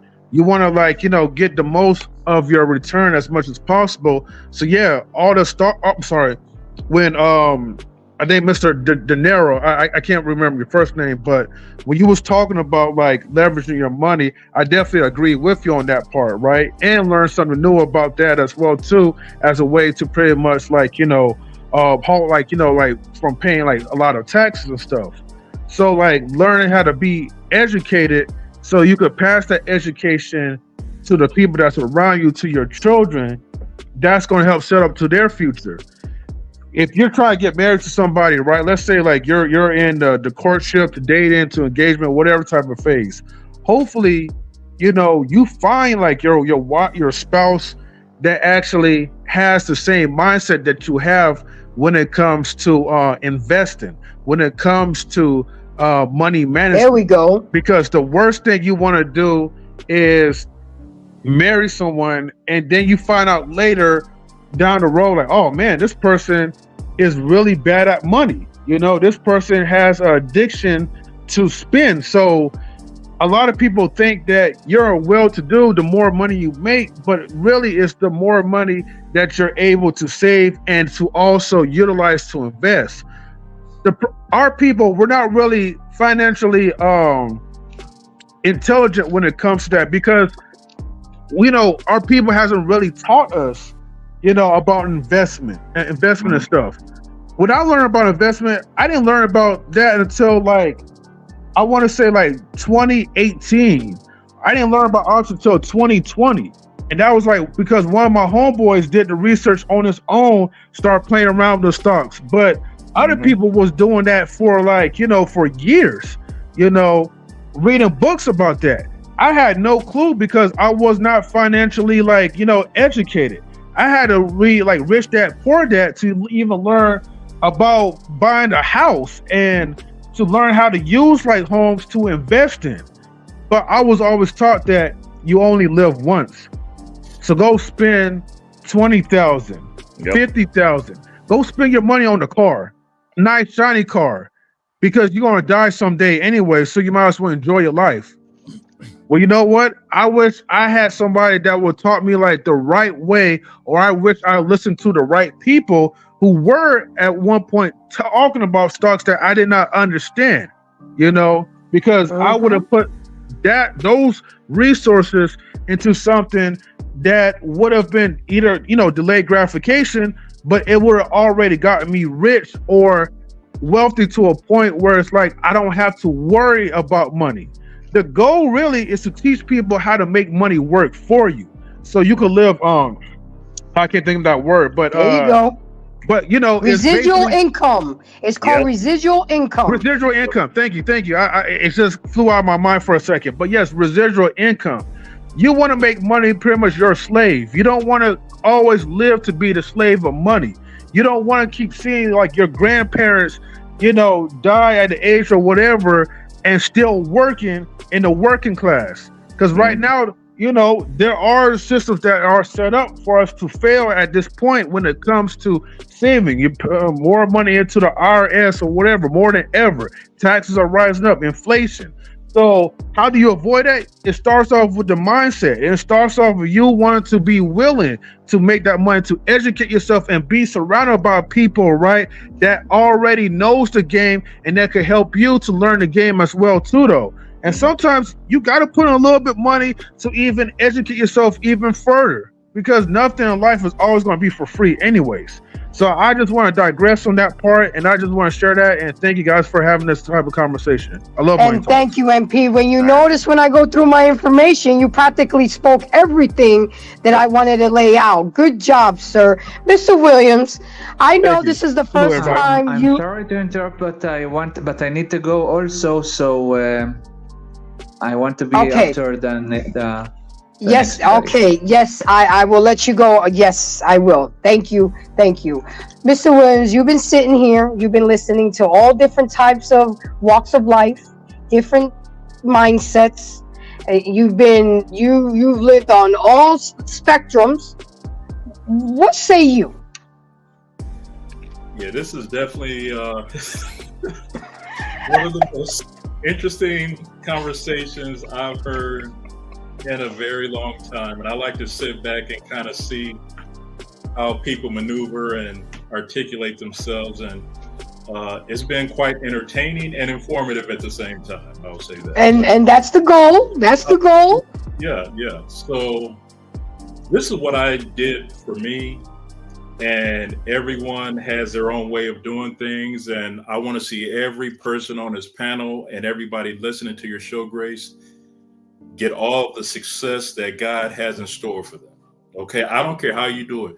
If you rake leaves, you be the best leaf raker that you can be. If you mop floors, take pride in doing whatever it is that you're doing. Okay, but this is what happened to me. Okay, my great-grandfather, who's half black, half Irish, owned a construction company. My grandfather, who's half black, half Native American, owned a plastering business. My father, who's a black man, He started his own janitorial service, lawn care, all that stuff, okay? I worked in the auto industry for 20 years. And what I decided when I was probably, 33 years old, I said, I'm tired of the rat race. I'm not anti-job, I'm just anti-having a boss, okay? So you want to be your own man, or your own boss. So what I did was I started looking for people that were living the life that I wanted to live, that looked like me. I can't go out and say, oh, Sylvester Stallone is worth half a billion dollars. I can go do what he does because I can't relate to him. I had to look for people that I relate to. So I started my first company in 2003. And like I was saying earlier, my first check was $38 and everybody's laughing at me, right? Everybody's like, oh my God, you know, you're going to be so rich. It took me less than 4 years to leave my $30 an hour job. And here I am 54 years old and I've been job free this entire time. I've helped not just myself, but a lot of people become financially independent, not because I'm smart. It's because I hang around a bunch of smart people that know more than me. See, if you're the smartest person in your room, you need to go change that room and go find another room. Because if you think you know everything, that's when you're going to end up, you're going to get humbled sooner or later. So what I ended up doing, I started going to places where I wasn't even invited. You know, if I know that there's this big networking thing going on, I don't know nobody there, but I heard about it, I'm showing up. And when I show up, I'm acting like, hey, I belong here with everybody else. If you guys want to see a little bit more documentation on me and some of the people that I've been in certain rooms with, you can go to my personal website and I'll give that to everybody right now. I got it up, boss. Okay, yeah, done. Go to wealthcards.now.site. That's my personal website, wealthcards.now.site. You'll see I created a group called the Inner Circle, and it's all about empowering people that look like us, and even those that don't, achieve financial freedom. Okay. You can also go to my celebrity friends page. You'll see a lot of people that I've gotten a chance to know and meet and do business with. And we keep things really simple. You have to learn how to be a home-based business owner because there's so many benefits that comes with that. There's tax benefits that comes with that. Everything is a tax write-off. Your car note, your mortgage, your cell phone, everything that you have that you use for business, you can go out and buy a shirt that has your company name on it, and that's a tax write-off. See, a lot of people don't even know that. And so what we ended up doing was we created something for us, by us, not like the FUBU clothing, but we created something where we can empower each other to attain financial independence. So if you guys go there, if you go to the final page where it says Wealth Card Business, you can put in your number and your information, and I'll get back to you within 48 hours.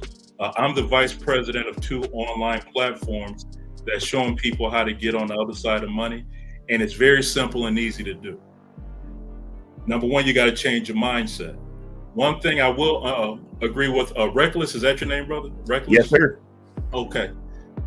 We've been through, as a people, as Black people, so many things in our past. My wife is from New Delhi, India. Her father came here to America with $7 in his pocket, raised 4 kids, all college graduated. Everybody's making over 6 figures. So yes, we can remember what came before us, but we don't have to use that as a crutch to keep not being able to move forward with what we really want in life. That's not disrespecting the past. I remember the past. I've been called N-word. I grew up in a very upper middle class family growing up, and I've been called everything you can think of by white folks and by other people. And even by your own race, they want to disrespect you. It's that crab in the bucket mentality. Yep. A lot of us, we don't read. When's the last time someone picked up a book? The Science of Success. I don't know if anybody has ever read that. Very important. The very first book that changed my life, Think and Grow Rich by Napoleon Hill. What you got to do, guys, is you got to get out of yourself and your own feelings and the way you feel about how things are, and it may be true how things are. But don't let that stop you from achieving your true greatness, because the only person that can stop you is you. That's the only person that can do that. So what I encourage everybody to do, and I know I've been sitting back listening to a lot of back and forth and a lot of different kind of energy, which to me isn't positive to move our thing forward to help each other get on the other side of money. But I digress. I'm gonna sit back and I'm gonna let everybody do them. But I got on this platform, number one, to support Grace, and then number two, to let us know that we can all work together and come together as a community and be able to do something powerful. I'm gonna tell you guys one more thing that I did that's really important. With all of my companies that I own, I set up my parents as founders in my companies where they get back in money for the rest of their lives. I set up all 4 of my kids as founders in my company where they're making money while they sleep. My wife is a founder in my company. Both my sons are founders in my company. And so every time we make money, they making money and they looking in their account, they like, what in the world? How'd I do that?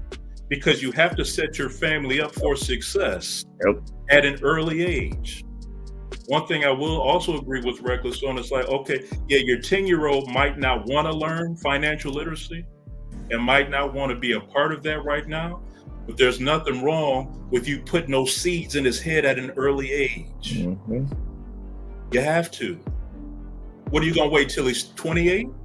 Now he don't want to hear shit you're trying to say.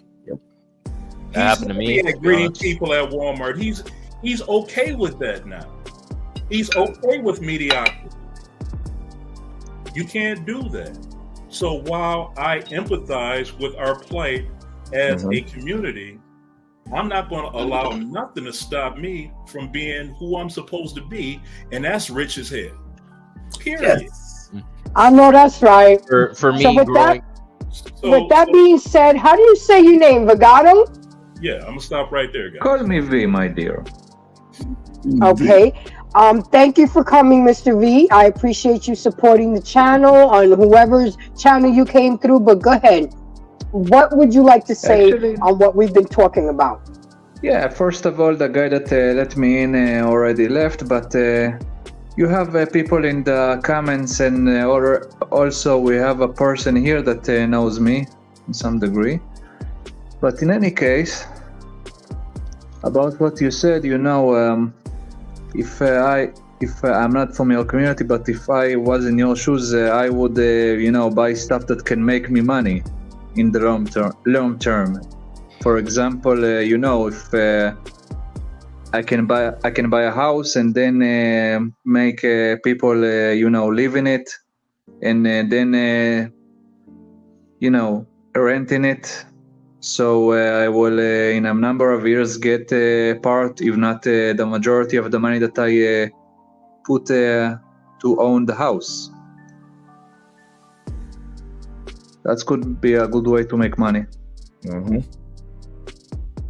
Absolutely, real estate. Real estate is one of the top ways to make money. It's real estate. It's an asset. And if you ever need money, you can pull the equity. You can pull the equity from the house, God forbid an emergency or something, and you have people there paying for your mortgage, plus a little bit more to make money on the side. But the thing, guys, I didn't learn this. My dad knew how to make money and how to spend money, but he didn't know how to manage money. So what happened to me? I came into a whole bunch of money, because my dad left an inheritance, and not that I blew it, but I have financial advisors that knew I was ignorant, and they churned the shit out of my account. I mean, one account and one financial advisor took $365,000 from me. Oh, by the time I realized what was going on, it was too late. It was too late. Go ahead. I'm sorry. Yeah. Also, if, for example, you live in the south of the USA, you probably, what I'm trying to say, that if you live close to Mexico, then you can do your shopping there if it's more cheap, and then save money. For example, if you want to buy a car that is that you need to pay $1,000 in the USA, and in Mexico you need to pay $100, then buy it and it has the same car, then buy in Mexico. Yep. It costs. Is it eligible to come across the border? Can I register it once? I was about to say that's going to be the caveat, is you got to do some research. But yeah, if you're buying property, just hit. If you're buying property outside the country, pay them in their currency. Don't pay in dollars unless they're giving you a discount. No, you also can buy an apartment and real estate outside of the USA in some primitive or poor countries. I would buy real estate nowhere you wouldn't live. Making this thing more complicated. Listen, you have some kids, whatever. You get social. I don't have kids yet. No, not just you, but just in general. Anybody, you want to start generational wealth. It's not that complicated because we think it's too big in the beginning. My grandfather left me a little bit of inheritance. I didn't know he was going to do that. He had like 3 families, and he was still able to give his grandkids some money. But if you have kids, or you have a relative who have kids, they get a social security number. You just tell them, listen, you got to start with just putting 50. You find a 527 or whatever, 529 for them or whatever it is. Put $50 a month in there. Just start the process. This is how the stuff begins. You just start the process, especially if you're kind of ignorant of how it works. Because Google is there for you to learn all the rest of that stuff and other advisors. You could start making money through Google as well. So So YouTube. So all I'm just trying to say is that, for me, like I said, I don't think I'm a unicorn. But one of the things I wanted to do for just my immediate family first was to have them have a head start over what happened to me. I only have 2 daughters, so I want to make sure. Now, here's another thing. You got kids. Allow them to move back in to your house after they finish college. It's no hurry to throw them out into the world, especially if they ain't ready to be out there with all the expenses. My kids didn't have any expenses when they moved back with me. I have one with me right now. The deal I made with her was, instead of paying bills, you got to invest the rest of that money. Here's what you got to do. You don't have to pay for food. You don't have to pay for rent. You don't have to pay for shit. Me and my daughter share a car. I just had a major repair on the car. I made her pay half because she drives it now. So I'm just saying, go ahead. I put on my insurance, so she pays for her little portion of the insurance, so she knows what it is. So all I'm saying is, all the money she's making, because she makes a good salary, we're investing for her. So when she leaves my nest, hopefully she's married, but she might not be, not these days. I want her to have a nest egg right there. And we sit down every single month and talk about her portfolio.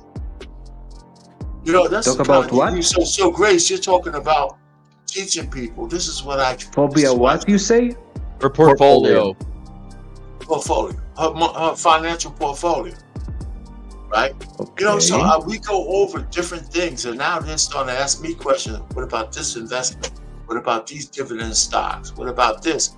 So they have Roth IRAs on the outside. They have a 401k in the job. They have, we started talking about real estate, all that kind of stuff. So all I'm just trying to say is, you got to teach who's in your bubble first. So I'm teaching some of my nieces and nephews now, not just my kids, right? And I wish I can get out into the diaspora. All I'm saying is, you can only do what you can do. Right. And, I'm not trying to be some kingpin, but if I could start making the financial literacy go out and spread. We talk about debt. My kids don't have credit cards. They have debit cards. They have a separate account. They know that if they spend over the debit, they don't have no more power. And here's the thing about they have margin accounts, just like Ray was talking about. So I told my daughters, listen, if you need $10,000 quick, instead of borrowing it from somebody else, take it from yourself. Because you have them. You know, so take that 10 grand, do whatever you want with it, because she's putting $1,000 into her account every month. So she took 10,000 out from herself. Her credit rating doesn't get impacted. She puts the money back into her own account. She's doing that anyway. So there's no dealing with banks, none of that shit. She just pays that shit back to herself. I wish I had leverage, like that. You leverage, you know, your assets, because that gives you equity, just like people leverage their homes. You know, so I'm just saying, we you know, this is how, you know, we might be 6 generations behind, but that's no excuse to be a 7th if we know. For me, I'm a person with 6 generation behind what, if I may ask? No, what I'm saying, well, okay, I hear you, brother. People say black people are 6 generations behind the power curve because of all of the horse shit that we had to go through. But if that's true, then there's no excuse to be a 7th generation, because we have knowledge now. Yeah. Well, I mean, well, I need to go, so thank you for having me. And like I was trying to say was that for Thank me. you for. Sorry. Hold on a second, hon. Almost Thank you 5 for in the coming, morning. V. Thank you for coming. I hope you come back again. I hope you come back again, and don't forget to like, subscribe, and share. Okay. Thank you. It's 5 in the morning right now, so I need to go to sleep. See you. Okay. Rest, Have a good night. Go ahead, sir. I'm sorry to interrupt you. I just have to say goodbye to him. Go ahead. And then we're gonna get Queen up in here, because she's up here, and I want to hear what she has to say. Love of, you know, female perspective. I need more of that. For me, I didn't really, you know, grow financially as a man until like a few years ago. I just got a lucky break a couple of days ago. Because now with, you know, the industry going on where a lot of it is online power now, where people are like YouTubers. I don't know for some of the panelists here if you guys have ever heard of a VTuber. I know Ray does, but I'm asking for the other people on the panel. Do you guys know what a VTuber is? No.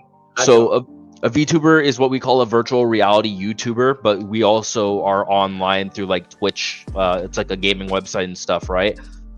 Just the other day, I was sponsored by the largest computer tech company in Canada, and I will be the first generation VTuber to promote their company. So as a bonus, my friend's father runs the company. I was given, I wouldn't say a huge life-changing amount of money, but a lot of money to help get me started as this company's VTuber. So like for me, like I've had family who've essentially told me, like from the moment I turned 18, I was on my own, but they never taught me any financial literacy, and I struggled for a long time, and now it's paying off. Yeah. So it is possible. Yeah. But then also going back to the other thing where it's like, I was gonna say a lot of the past generation, like I've always been told by family, like, oh, get a job, just, you know, put yourself out there. And I'm like, trust me, I would, but with the way society is now and how money is getting scarcer and real estate and like prices on homes have gone through the roof and are skyrocketing, it is damn near impossible for the current generation to really get anywhere. You know what I mean? And going back to what I said, like with the government, they don't care about us. They want to care more about illegals and all that type of shit before the American people. So do you guys know why this is happening? I mean, I know I get accused of being a conspiracy theorist, but do you really understand why these illegals are coming over here and why they're clothing them, housing them, educating them?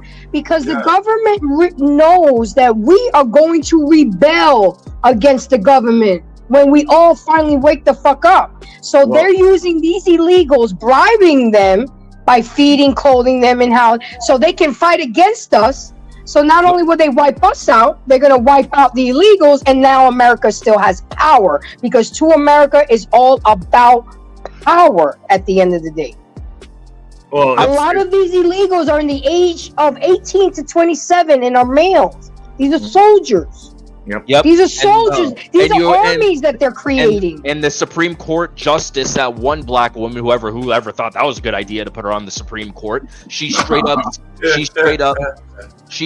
said that these illegal immigrants should be allowed to own firearms and should be allowed to just walk over. Justice. She's from Chicago. Yeah, bro. If you guys read The Creature from Jekyll I hope I don't get a strike for this, but I got to put it out there. I mean, you guys got to see what's going on. Well, I've never heard of Chinese men jumping over a wall. Why are they coming over illegally? Right.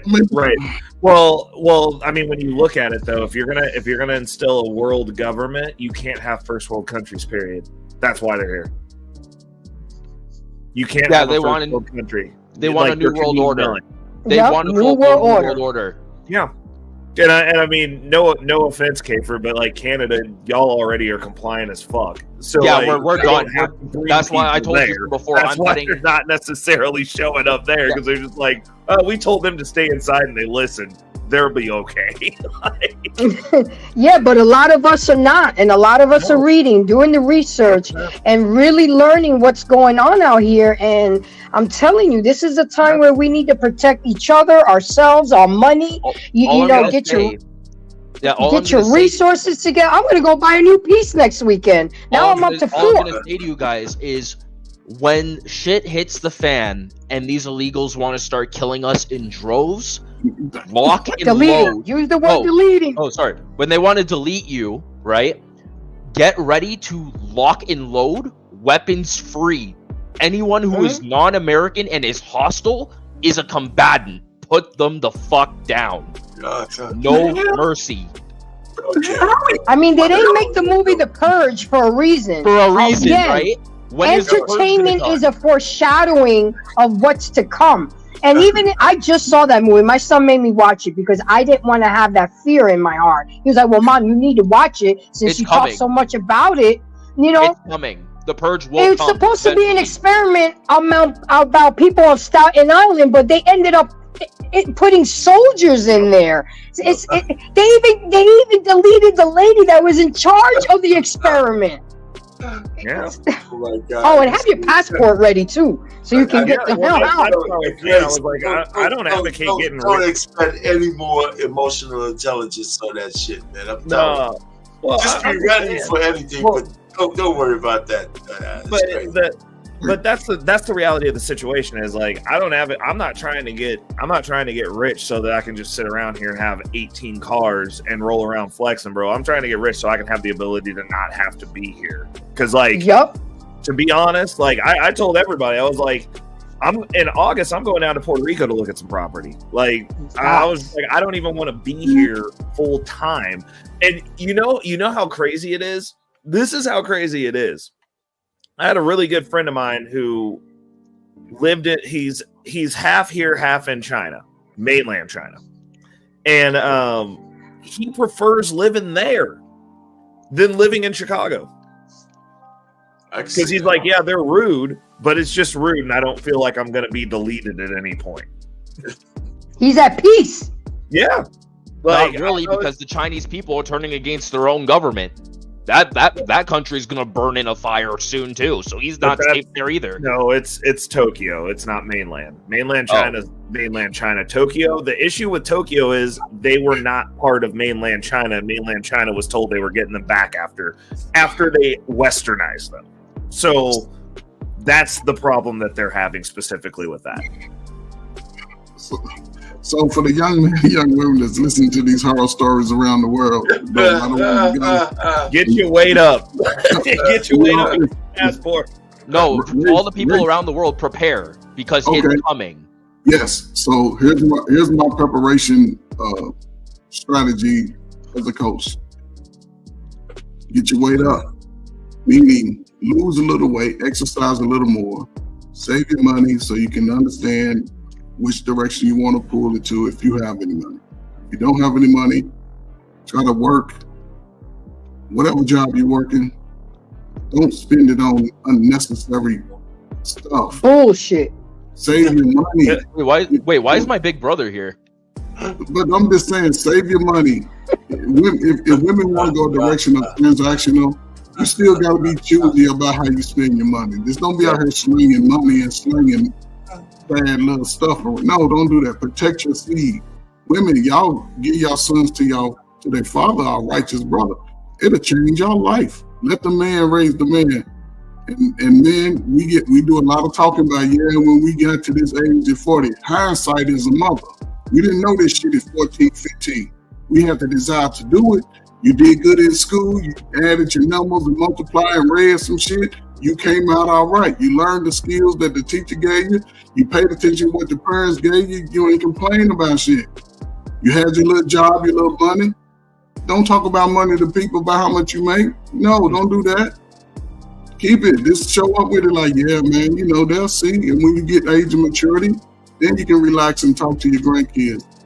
Even if you didn't have a father, you get there, man, just be humble about whatever you done accomplished. Find another little baby, boy, girl. It ain't got to be yours if it is. Man, you can change the world in 20 years. We talking about other people coming there possibly taking over. It's the same thing. The 1%ers want to keep everybody else in chaos. We in chaos. Yeah, So but these 1%ers, they think they're safe until the people pull up their homes. They aging out. See, they all aging out. They all in their 80s and 90s. That's why they do all these little formulas to try to make it tricky and be like, you can stay alive 100,000 years. No, they aging out, so they push their dynamic. That's just part of it. They put people in certain places to push a dynamic. The women are promoted in America regardless of what it is, but that's chaos for the men. See, the men, we lose focus because the women are chaotic. Shut the women out. Tell her to make a deal when you're ready to make a deal. Other than that, go out here and create your life, man. It'll change your fucking world. Facts. Once you get off your mama's twin-size bed, go fucking every damn city it is till you find your nice knit. 20. You can walk around, pull your pants up, put a belt on. Chick walk up to you, she smell like roaches, get away. Brothers come all right, so I'm sorry. Let's get Queen in here because I know she's been waiting patiently. So, Queen, what say you? I know you've been hearing backstage and on the panel. What do you have to say about what we've been talking about? I know we've been all over the place, but it's okay. Are you talking about financial literacy or like? Well, the topic is about financial intimacy, being compatible with your mate and building together. That was the goal tonight. It really was. Okay. And we got some of it in there. I still got a whole bunch of shit to go over, but it is what it is. But the goal is, a lot of us, my money is mine, your money is mine, and we don't really try to build with each other. And then we want that ready-made man with the Maserati, the 5-bedroom house, 4-bath, money in the bank. But we out here working at McDonald's, driving a Toyota Camry with a 430 credit, and not willing to build with a man. Only 10% of men are high value men. What are we not good in? The plumbers, the electricians, the construction workers, are they not good enough to build with? What do you think? I think people are just into social media too much, where they believe the hype. So you believe the hype of what you see. You see the chick walking around with the Brazilian yaki down to the floor with the dust buster lashes and the nails to scratch the world's back. That's how long they are. And you think that they just, because of what they look like, they just get anything they want. And it's not true. Half of it's fake facade and borrowed, and they owe their life and their ancestral line to pay it off. I do believe in building. I don't believe that anybody comes to the table fully ready. That's why it's the table. You set it together, you prepare the food together. You know what I mean? Like, you don't come out ready to go. Like, there's gifts that you have that your mate may not have, and that's what the balance is. I mean, I grew up in a family of 6 kids, dog, you know, whatever else, and 3-story house, 2-family house. We traveled, we did whatever. We were middle class, as they called it. And I watched job loss, where one parent lost a job, so the other parent took it on. But hey, it always worked out somehow. One parent worked in the day, the other parent was home, got us off to school, and that parent worked at night. And so there was no need for a babysitter. There was teamwork. There was teamwork. Teamwork makes the dream work, Queen. Yeah, I just don't believe that, you know, you got to just come with all high value. That's all BS. Like, who walks around saying, "Oh, I'm a high value person"? That's somebody who is not high value. They living through their zeros and their dollars, which can disappear at any given moment. Because when you live through the money in your bank account, as we all know, money comes and money goes. Absolutely. That's the value. For the financially illiterate, sure. If that's all, even people who aren't financial illiterate, you know, stock markets crash, things happen. You lose stuff, fires, damages, you know, like people lose stuff every day. But if you value what's in your bank account, then that means you're not of value. And if you got to walk around promoting that, that means you're not value anyway. And I believe in teaching. I work with a lot of young people. I am a social worker. And I believe in teaching them, you know, look, like, okay, cool. You came from the foster care system. Utilize these programs. There are programs out here that will get you through school. You don't have to pay nothing.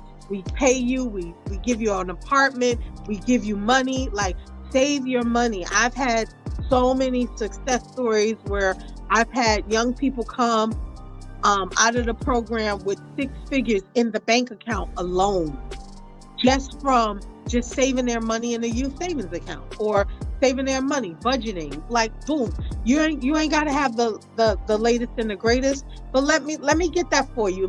You handling your business in school, boom, here's a program. I got a grant.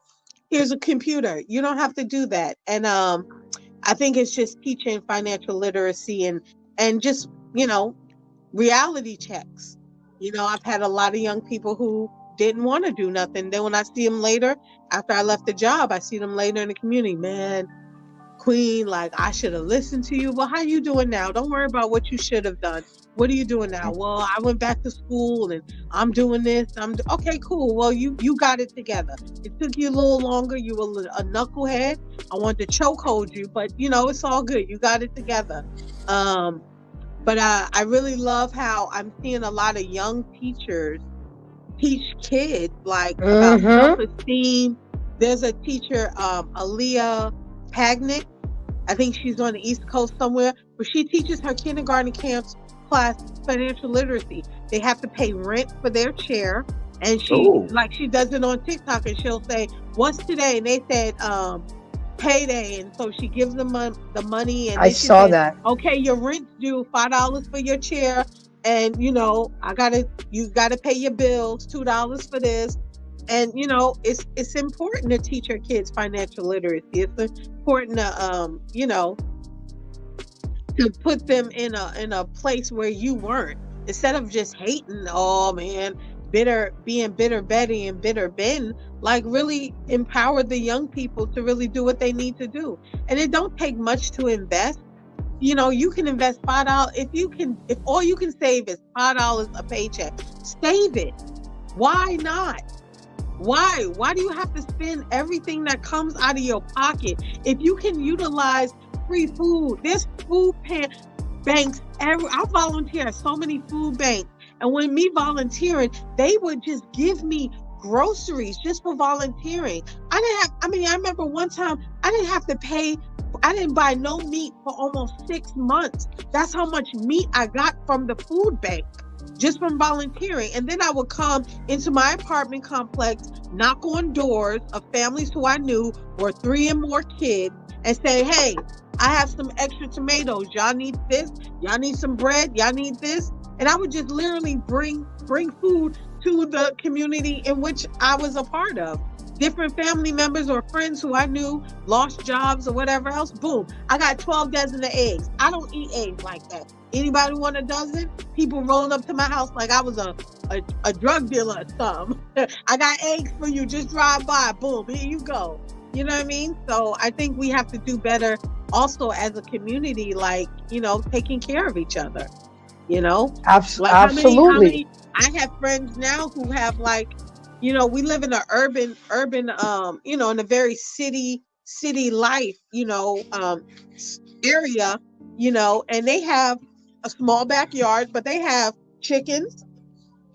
They're growing vegetables, and every time I see them, they're like, "Hey, I got a dozen of eggs. You want them? Boom, thank you. You want any money for it? No, I'm good. You good? You know." So what do I have? Okay, well, I got this connection over here. What you need? You know, so we just have to do better, you know, but I think it's really important for us to, you know, I think we can do a lot of talking and just not a lot of moving. And I'm just not in the business anymore to just do talking. I just want to make moves.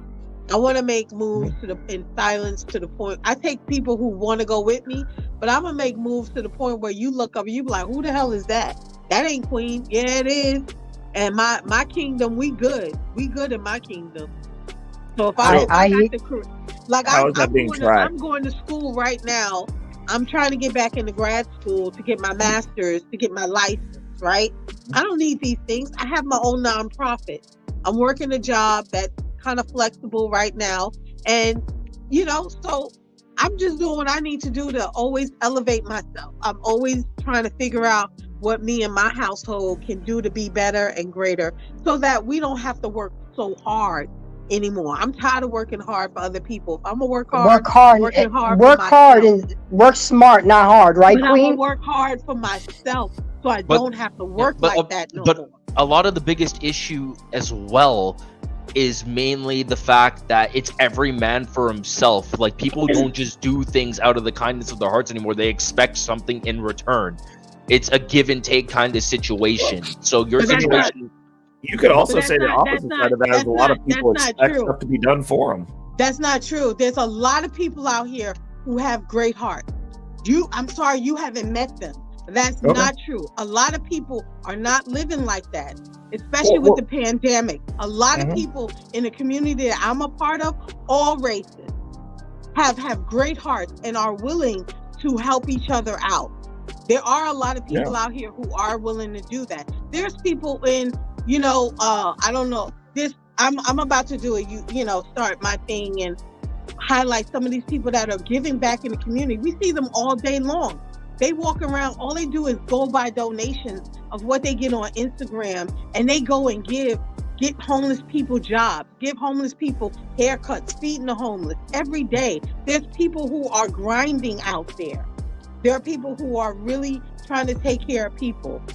There are a lot of people who are trying to do good. So, yeah. But that's you're absolutely right. I got to bring in Jay. He's been sitting. Jay, did you want to say anything? Did you want to add to this? I'll add something, but I'll say this first. I'm surprised, Kiefer. I'm surprised you're up here. That's my big brother. Yeah. Maybe he liked the conversation. Yeah, he just hanging out, bro. Let him breathe. No, of course. I'm not judging him, but it's just surprising to see he's up here. That threw me off so bad when I saw it. I was like, what? I was like, but no. But to add to what Queen was saying and what Grace is saying, I actually have met those people that they're talking about. Hey, listen, I got a free thing of eggs, literally fresh off the farm that are brand new, and I ate them because they were the best thing ever. And all these people were just glad for that I delivered to them, and I was a good person. And the thing is, for me, that, like I said, I'll say it again, country folks are some of the most nicest people to live and meet in your ever lives. It's so much better than city folks, because city people are fucking terrible. I don't give a damn, because trust me, they all for themselves, and they're very quite shallow, which is the age we're in right now. And you know what she talked about, financial literacy. I'm talking about financial responsibility. There's something else that needs to be enforced. Because this age, like I said, everybody's quick to spend it on new things. And yes, new things will always fade with time, but you don't take the value and interest in what the value of what $1 is. Hasn't been taught to you, like how it was with me and my brothers.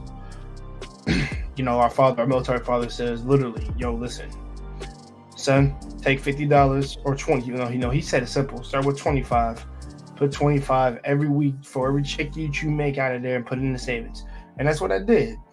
It took a little bit longer to do that, but I added it up. So it went from 25 to 65 to 100 is what I would do. And then I realized how much in savings that I had, like the ridiculous amount that I have. When I did it, there's things I could do. I could fix, I could, buy my car. I could, I can invest in other things that I wanted to invest into. I had money for rent and things of that nature, but like I have a lot of left over because I saved.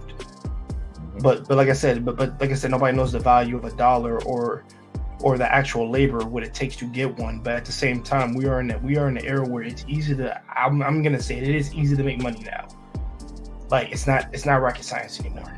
Like it's all laid out for us. We're in the era of social media to help us make a quick buck, or to expand our money and to invest. So there's no reason why you shouldn't be taking advantage of the times that you're in now to freaking, to use it in order to help yourself, to further yourself, and even together with someone else. But I want to speak on this one last part, and I'll pass it over to somebody. CBN is next. No, I got you. Oh, by the way, what's up, Canadian Born? What's up, bro? Good to see you. Yeah, good to be here. Good to see you, my brother. Another problem. The problem with this generation, they're weak as hell. I don't know what it is about this era, but this era is full of bitches. I have to say it. Nobody wants to work with each other. Nobody wants to help the other person, except a few good people out there want to help. But nobody wants to build with one another. Like we are so far past that at this point to where like everybody's out for themselves. Numero uno. And guess what? And here's the thought process they have. They believe they can be the only ones. They think they can be the only one standing on some battle dome shit. And it's sad. I think there are going to be a few people out there, if you teach them well enough, that they will build with the other person that they've trusted. But I think that goes to a whole. I say you get the family involved in that, particularly if they know that other person. Like your young boy's been climbing up the ranks of his job. He's been a nice person. He's been with us since he was a kid. He's known my daughter, things like that. This is a person I would have my daughter build with. Exactly. The man's making a name for himself, and also, like I said, she likes him. He likes her. Simple enough. I would do that. That's how I would do that. I would incorporate the families into doing that. If you want to build generational wealth and building up with someone through her and through him. But like I said, the problem is we're too dogmatic nowadays. And like I said, it's a me selfish mentality that's like taking over. Mm-hmm. And it's like there's no bonding. And they use the saying now that the weak the weak die, the strong survive. If you're not strong enough to fend for yourself, then you will die. It's not. It's only a matter of. It's only a matter of time. Time is not on your side, and if you can't adapt, you will not survive in the current climate. I agree with that. That's true. That's absolutely true. So, hold on. Let me get CBN in here. CBN, you've been listening. I know you've been back there. What do you have to say? Because again, this is really about financial intimacy, where we get a couple who's living together for years, getting married or are married, having financial intimacy, building together. The concept of building your empire together, not putting all the brunt on just the man. I mean, that's why we're helpmates. It's funny that what do you say about it? It's funny that you say that, and I've been talking about it for the past year. It got on deaf ear. First and foremost, good evening to all my fellow brothers and sisters on the panel. How you doing? Second of all, It's hard to teach a mutated hyena the value of $1. I will say it again. It's very hard to teach a mutated hyena the value of $1 when it comes to relationship. Let me say why I say that. You had other ethnic groups who understand the value of the money, who willing to live below their mean so they can have more bread saved up for what they need to build for the future. I'm a Nigerian by blood. What do you think my people do when they come here? What the fuck do they do? They stay under the radar, work their ass off, don't mind working 2 or 3 jobs, stack that bread. They got a trustworthy family. While they're busting their ass, they don't mind act like the Chinese. Keep a low profile. I just want to go back and start building homes that need to be built and start building businesses that need to be built so that when they're up and it's running like a well-oiled machine, they give people time to build up extra money so they can have money for themselves. When they go back, they got nothing to worry for. Right? Let's bring this to attention for couples. Why do we have people who don't want to throw out money through the window just so they can have a vacation here, vacation there? But when the time comes, they got nothing to show for because they keep wasting money like it's water. No house, no foundation, nothing for legacy building, just for right now. I got one pair of sneakers that I've been using for almost 2 to 3 years. When that thing worn out, I'll just buy another one. Compared to someone who got about 14, 15, 16, 17 pair of sneakers or what? Different occasions. I'm gonna wear these shoes to the groceries. I'm gonna wear these shoes when I'm going out driving places. I mean, I'm gonna wear this shoe because I'm dumb and stupid. I'm gonna wear this shoe because I want to be retarded. I'm gonna wear this shoe because I have no damn brain cell. I'm gonna wear this shoe because I want to look cool just for the moment. And what will we do with that? We broke, really. Now let me go a little further. Before you even became a couple, you're trying to find that particular woman. Oh, I'm sorry. I don't want no coffee date. Oh, I'm sorry. I don't do Friday. Oh, I'm sorry. I don't want no Dave and Buster. Oh, I'm sorry. I don't want a Cheesecake Factory. Bitch, please, either get a Happy Meal or shut the F up. Then they put you on blast on social media being like you're a broke nigga because you didn't take me where I told you to take me. I know. And they think they know it all, but the broke nigga that you look down on built not only 1 or 2 houses, got it sold, stacked their damn bread, wear raggedy clothes, while you talk about him being broke, when he done, he don't have to work no more. You got an empire. What do you have? Not a goddamn thing. And that's where I brought up that's why I brought back up the women having the whole 666 mentality. He's got to have a 6-pack. He's got to be making more than 6 figures. He's got to be 6 feet tall. That's the standard. But let's be honest though. Let's be honest. There are not a lot of men who fit the standard of what was just described either. I work with them. They work for me. I see these niggas. Y'all are lazy. Like, I'm sorry. Hold on. Y'all gonna hate this. Those same type of mutated hyenas that talk that bullshit, right? Yep. Will come to the motherland, my continent, and look for a young, broke at on his short wearing slipper at sleeping in the container, going to invest in that type of shit. Really? O'Shea Du Jackson did a clip on that thing. He did a reaction about how all these so-called passport sisters are coming to the motherland. Look for young brothers. Yeah. Who better have a shirt on their back. Because they hit a wall here. They have to. There's no other men. That's and it. Here's the problem. You come to Africa. in a land whereby men don't take bullshit from no woman. Yeah. And think you can disrespect a man? Yeah. And you know why, Mandra, my fellow brother, say African men are crazy? I'm in African mode. That's what I wore this hat. That's a crazy ass hat. I know. Just to let y'all know, I'm not bullshitting right now. So all these mutated hyenas, the crackhead chicken heads, either though the two. I'm just getting started. I thought the conversation was about financial literacy in couples. Like this is going way left. Because at the same time, she decides who's high value. Hold on. Chicken head, let me just say this as a woman. Chicken heads weren't just born out of nowhere. Chicken heads came because simps made them. So who made the simp? Get it twisted. Don't get it twisted.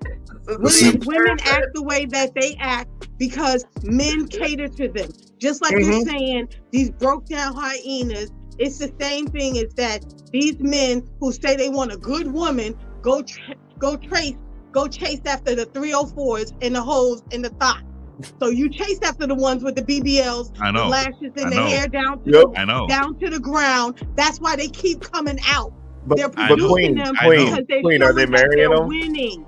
Are they marrying them though? It doesn't matter. That's why it's irrelevant. Wait, sorry, what did I miss? Wait, what was what did I miss? That there's a difference between what gets paid with and what gets married. What did I miss? What did I miss? The foreign women, because you think they're going to submit to you because you can't get a real woman to submit to you in the U.S. Let's not go there. Don't go there. But foreign women are real women as well, genetically speaking. Let's keep it a being. Those are real women. Let's keep it a buck. Women are supposed to submit to men. That's biology. All women who can bear children are real women. Just so you know, lady.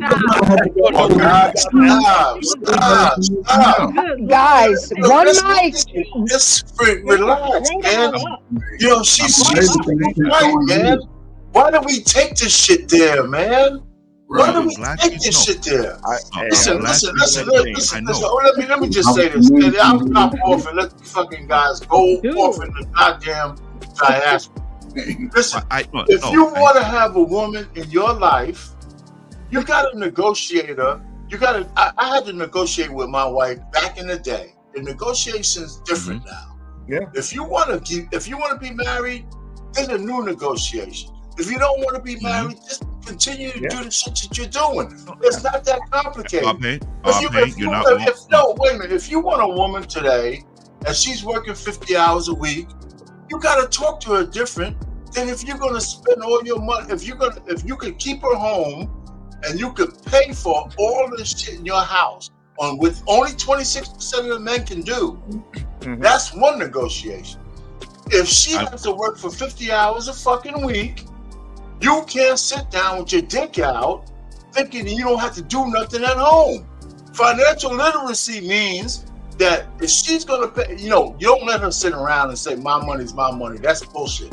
Me and my fucking wife, she was making 40 grand a year in the 80s. And what I told her was that what I did, I'm gonna land it here, is saying, listen, you got money, I got money. I'm going to pay for the bills. The whole way we live is going to be based on my income. Because everything she had was gravy. But did I let her fuck around with that money? No. She had to put that shit in our investments. She had to max out her 401k plan. She had to do all of those shits, and all the residual money she had left, that was for her to get her hair done. That was all that other shit because I wasn't going to pay for that shit. Wait a minute, man, before you fucking cut me off, and I'll let you say what the fuck you guys want to say. You got to stop the bullshit, man. If you want a woman in your life, you got to understand that traditional today is a little bit different than traditional back then. Right? If she's working 50 fucking hours a week outside the fucking home, you can't sit around with your dick out just thinking she's supposed to be your fucking woman. You gotta do shit.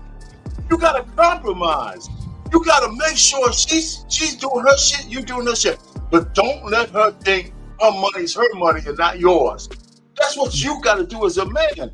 If she ever comes into your goddamn fucking house thinking that she could just go ahead and lounge around with all her money, that's your fault, goddammit. You should get that shit straight before you marry her. And Don't ever let a fucking woman think that her money's her money and your money's her money. Kiss my ass. You know what? No. It's our money. We're gonna build our family together. And if you ain't down for that, I'm not marrying you, stinking ass. No, stop. No,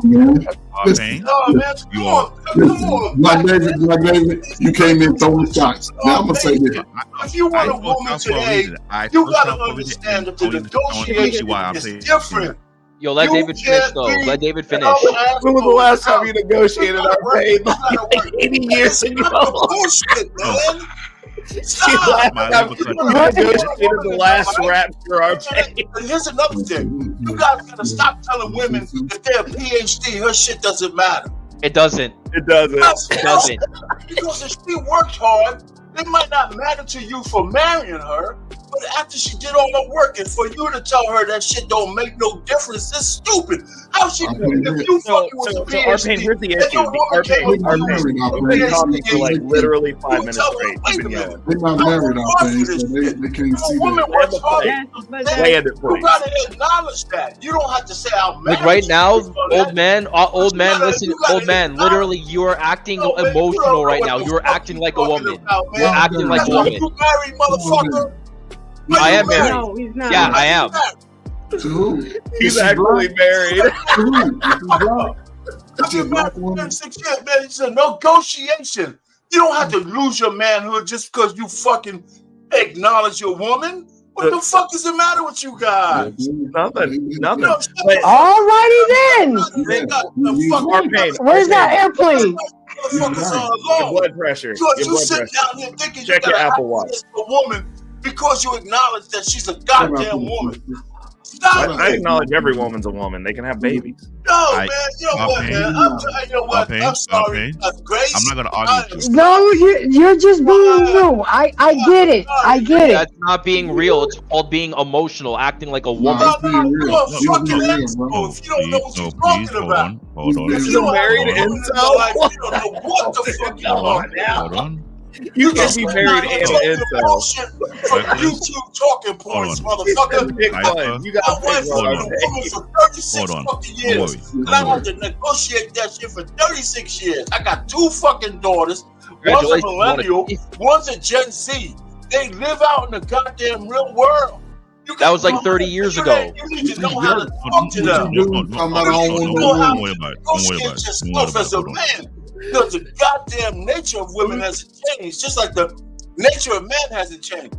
The only thing that's different is the tools we use and the tools we abuse. And if you don't know how to cut under that shit, you're gonna be out there talking about fucking women on the internet.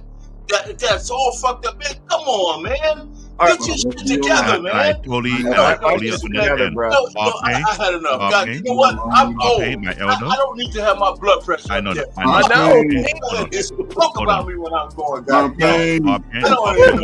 Old man, calm the brakes, OG. Jesus. Let me say this. I like what Arpain said, but I don't think he see the big picture. This is why when I let people know, when let me paint that picture, you understand where I'm coming from. Arpain is 1000% correct. But hear what I've been saying for a while. Jay know this one, Reckless Ray know this. I keep saying, what demographic of men are you dealing with first? Yep. I've been saying that for the longest, for more than a year. Haven't I not said that before? Yep.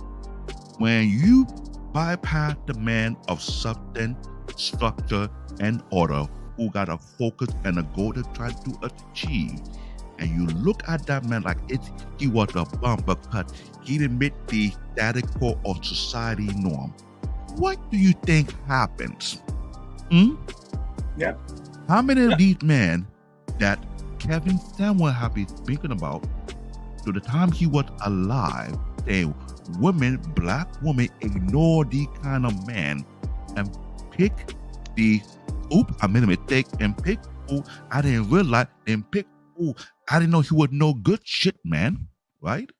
And the one they refuse to pay their mind to, who didn't fit the narrative, did not fit the quota because he had a budget. But he got the goal. It's something that he was working toward to, right? He didn't want to waste his money on unnecessary things. But because he was not savvy or got the swag, they overlooked those kind of men, did they not? Yes. And what happened to those men? They become Fortune 500 company owner, wealthy ass men that now order the study. They want these kind of men, but would never get no love while they're in middle school, high school, and in college. Shall I go on? Because I'm here to give the TKO punch on this conversation. So when you bypass the good substance of other men who will not only build your life and carry to the future, because you don't want to build, but you want a finished project, what do you think going to happen? Why you think ethnic will teach their young boy to be a man of substance and not be a man of nothing? Yep. This is why I say when you come to me, I like to shut it down, African style. I mean, it is why you have too much baby mamas. That's why we have some uneducated women who don't know how to manage money, and men who also think they're going out, man, because you got a $2,000 sneakers, but you broke as hell. You can't pay your rent, know your bills. Yep. Seriously speaking. But the man who wear a complete outfit worth less than $50, he is no good, but he got almost $1 million in the bank. Or you overlooked that, brother, because he wasn't looking flashy. He wasn't looking fly. He had a vision he trying to build, but he wasn't good enough. He shows up. He shows up to the date in a Lamborghini. Let me jump in. Listen. I want to get in after Ferg too. So I want to ramble like the old men. I'm old now. My answer might not be the popular on this. And I'll say this, and Black David, it has nothing to do with you, man. You're a hell of a brother, man. I like you, man. I know. Let me say this. Look, as far as like in these spaces, I listen to I don't know what generation you're in, but it's like a lot of y'all have had experiences and you always revert back to what the issue is already there that we're facing. We spend a lot of time talking about the women who's doing this and the guy who's a shithole. No, listen. It's part of what it is right now. And that's why this financial intimacy has to begin with the intimacy between a man and a woman. And the finances have to grow into that. And it doesn't, I'm telling you, go back and forth because men age out too. About 45, if you ain't did nothing and you still complain about stuff, you age out in the job market too. You useless goods. You're on the downside. And which job market, Ferg?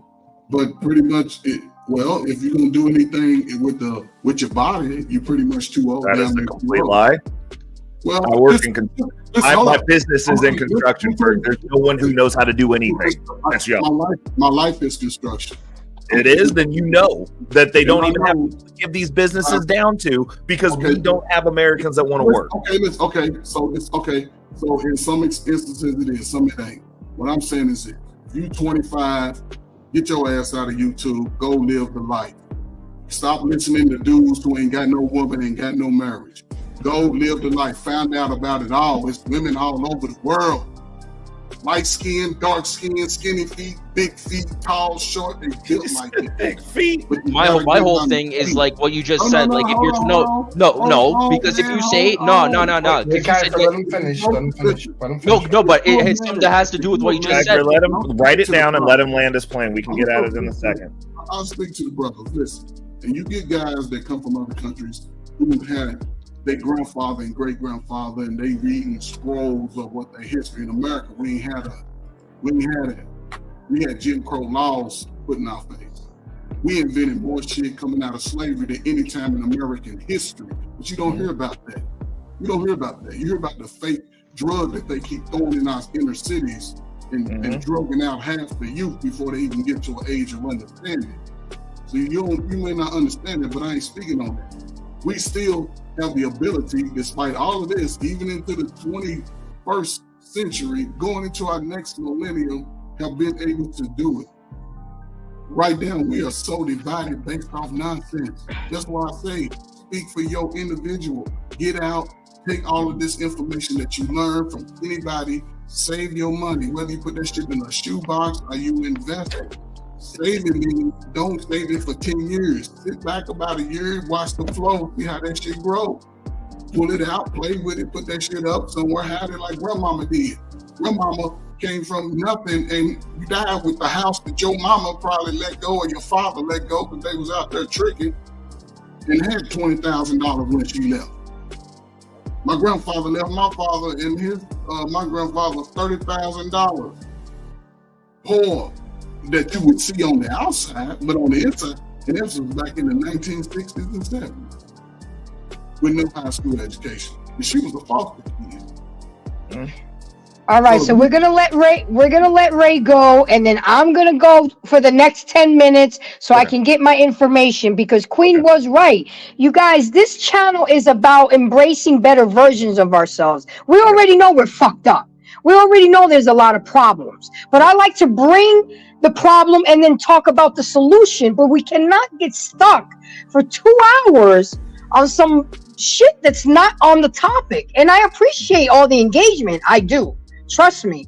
But I'm not even half through my shit. I want to be able to show people how financial intimacy, a relationship when it doesn't exist. And I want to show you the 4 pillars of having financial literacy, and I want to show you what things we can do to have financial intimacy. So Ray, drop your gems, and then everybody gonna be mic muted for the next 7 minutes. Okay.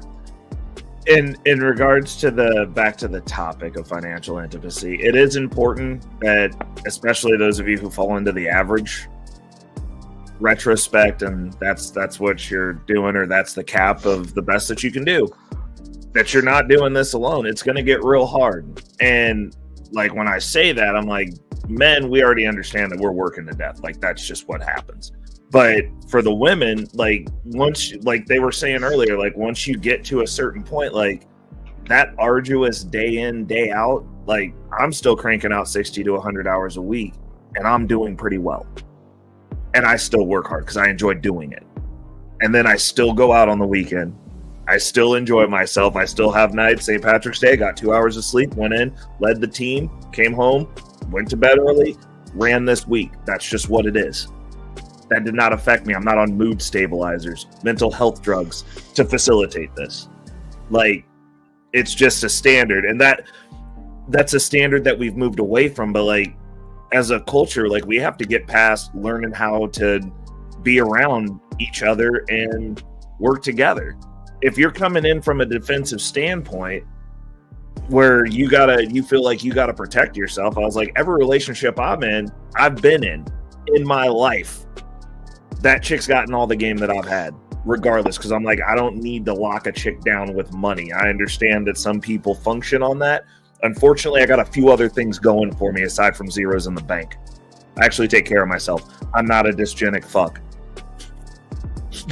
I can protect a woman that I'm with. It's what it is. Like, being able to see the value in each other, like, just want to clarify this and I'll land it here.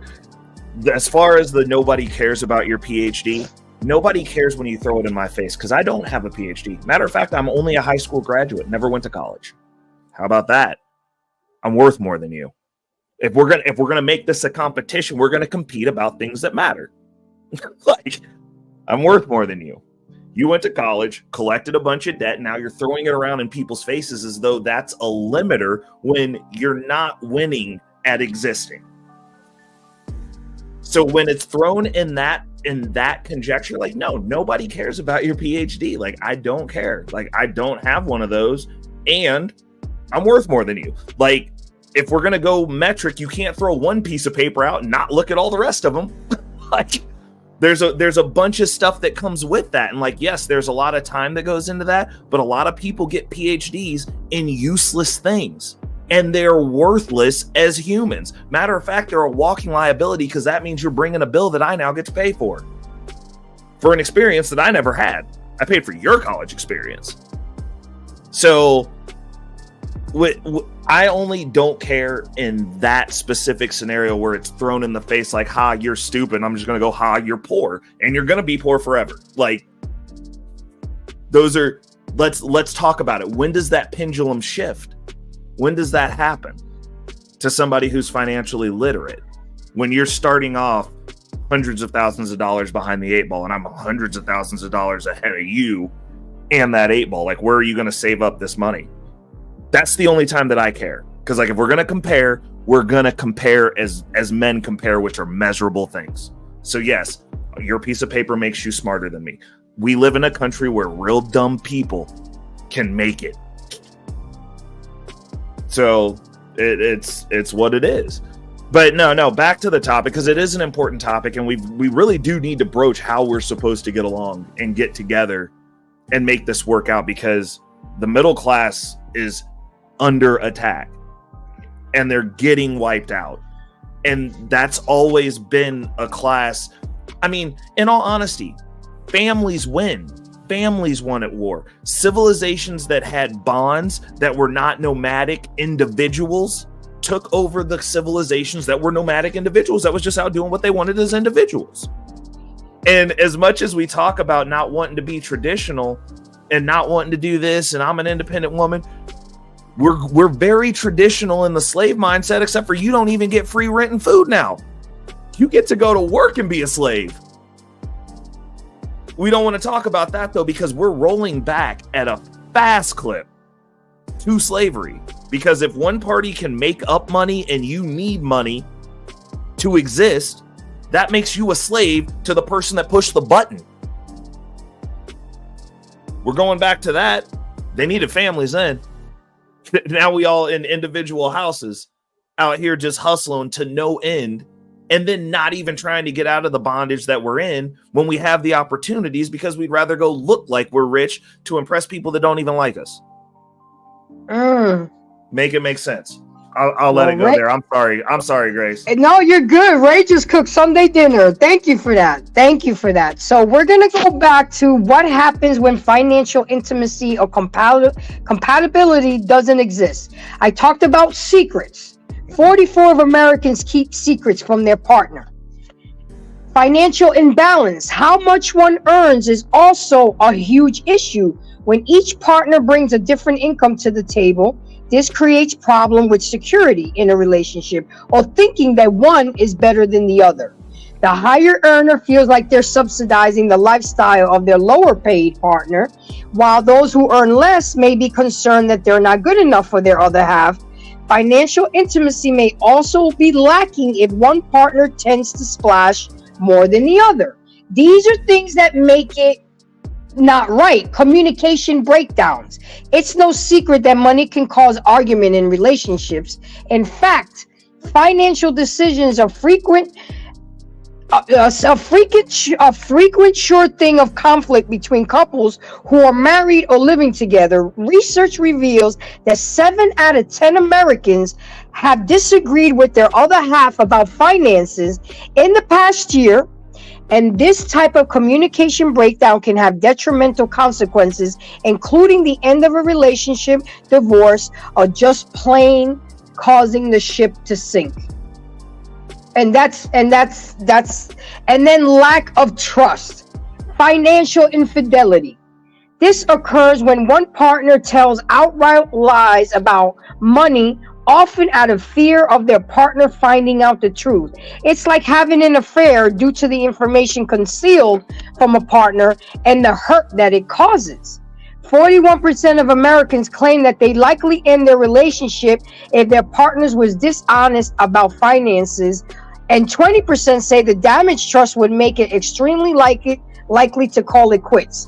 So in other words, that all those things I just talked about is what causes shit to blow up, relationships not to work out financially.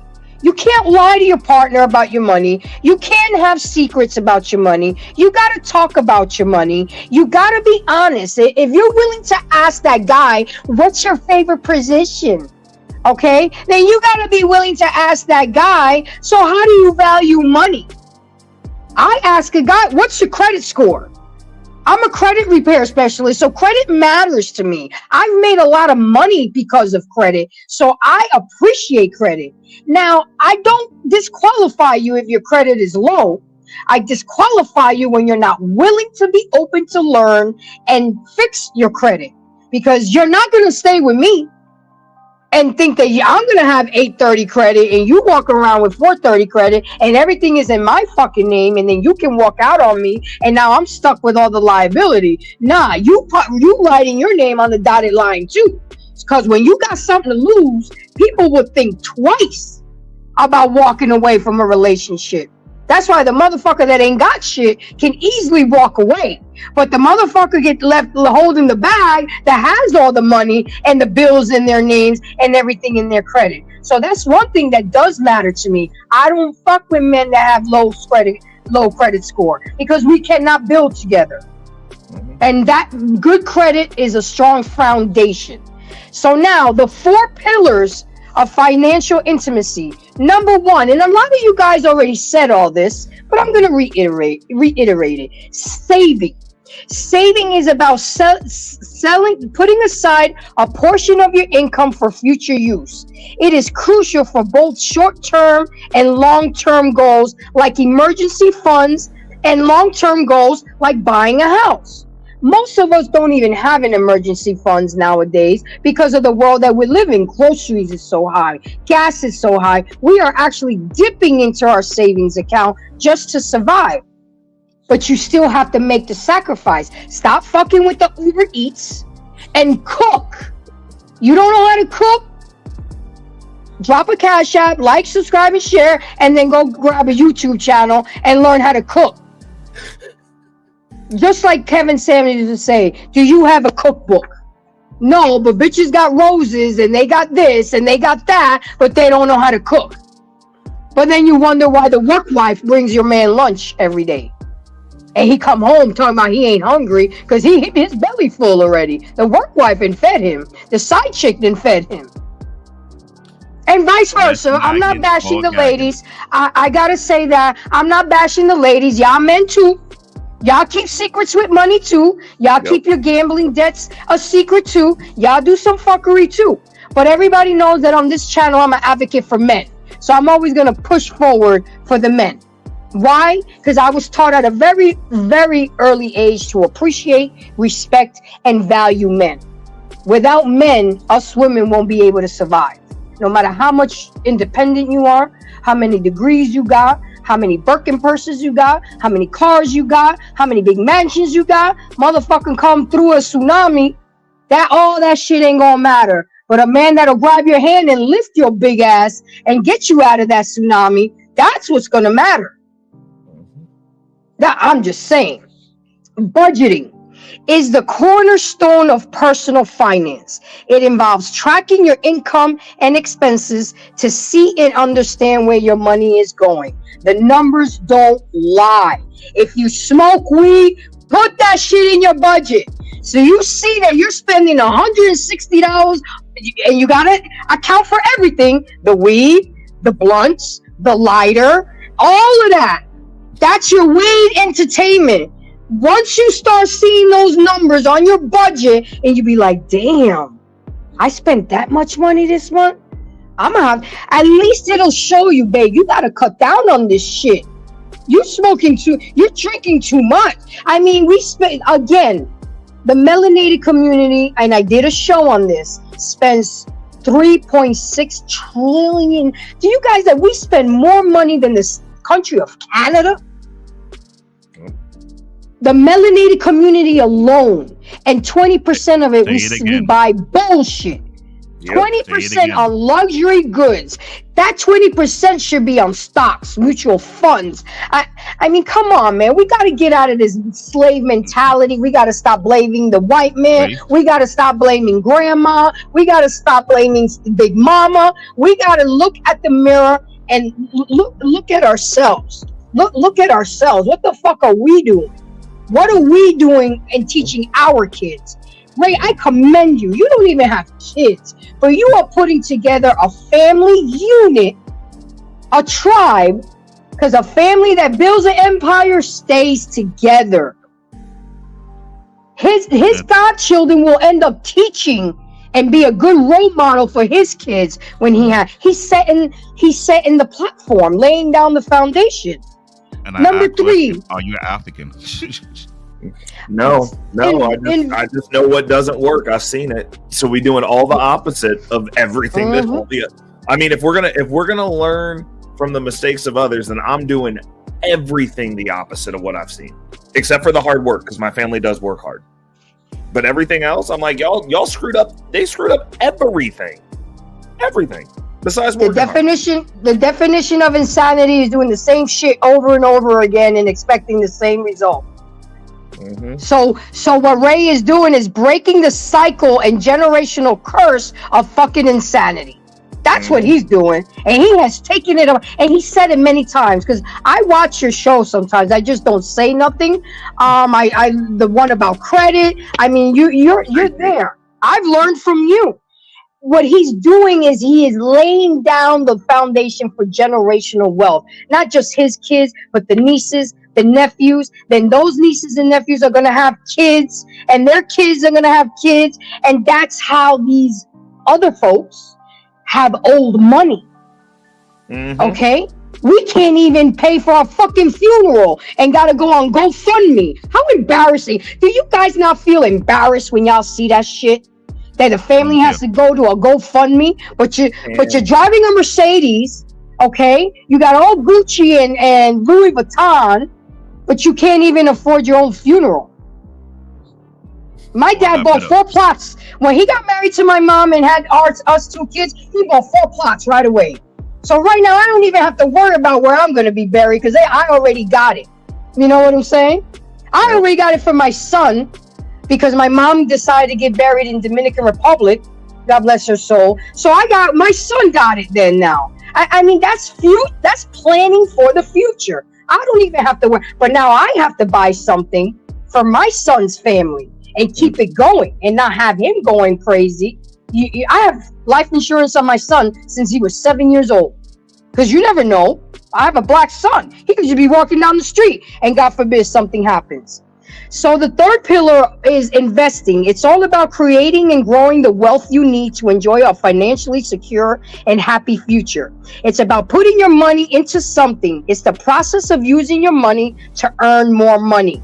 It involves putting your savings into assets, not liabilities, not bundles, not Jordans, not PS5s, not frivolous shit that's not going to make money for you in the future for you and your family. And we have to do stocks, bonds, real estate. And number 4 is assets. When we talk about personal finance, assets are anything that you can convert into money. Houses, stock bonds, mutual funds, cars, shit, your grandma's silverware that's been passed down for generations. Assets are things that can be turned into money, liquid money. But we don't get that. We're too busy trying to impress the Joneses, trying to make My dad was a millionaire. He used to wear New Balance, jeans from Kmart, and flannel shirts. Nobody knew he had money, but when he was out there and he had to step out and show out, then it would come out. But his everyday look, that man looked raggedy as fuck. But no one would ever know. And he always used to tell me, stay humble. Didn't I say that? Stay humble. And I learned that lesson when I was 13 years old. He told me one day, Grace, my responsibility to you is clothe you, feed you, house you, educate you. And that's really it. Everything else is fucking gravy. So since you want to act like a spoiled bride, it seems like I created a monster. I came home my room was upstairs. We lived in a mansion. I had a library, a living room, an outside porch. I was the only child because my brother went to college. So I was living I had a refrigerator, VCR. I didn't have to leave my room for nothing. I would drop my uniform on the floor. The maid, by the time I got out the shower, my uniform was pressed and ironed for the next day. Dang. But you know what he did? I came home one day. He left me just a mattress, took the door off the hinges, and a lamp with no lampshade. For 6 months, he took everything. I mean, that shit just... You don't understand what it did to me. He was trying to prove to me that everything I do, I work hard for, and I do it because I want to, not because I have to. that entitlement and that brattiness that I had in me, oh, he took that shit out. He took that out. And I'm like, Dad, the door? You took the door off the hinges? I don't have no privacy. He's like, you don't get no fucking privacy. You don't pay no bills here. And nobody goes upstairs. You're the only one upstairs. So what kind of you got your bathroom door? Close your bathroom door. I mean, my dad was a tough Sicilian guy. He didn't play. But you know what? I will never forget the feeling when I had to come home and go sleep on a mattress on the floor. I mean, it was a California king, you know, but the fact remains that it was on the floor. But and this is what I'm talking about. What was that? Is he alive? No, he passed away in 2003. I wanted the autograph. That's why. So now that I've talked about all this, I got some solutions. Let's talk about solutions, guys. Now we've been spending hours and hours going back and forth. As usual, we preach here at Embrace the Grace that it's about having the real, hard, and uncomfortable conversations. That's the shit y'all gotta do while y'all in the dating phase.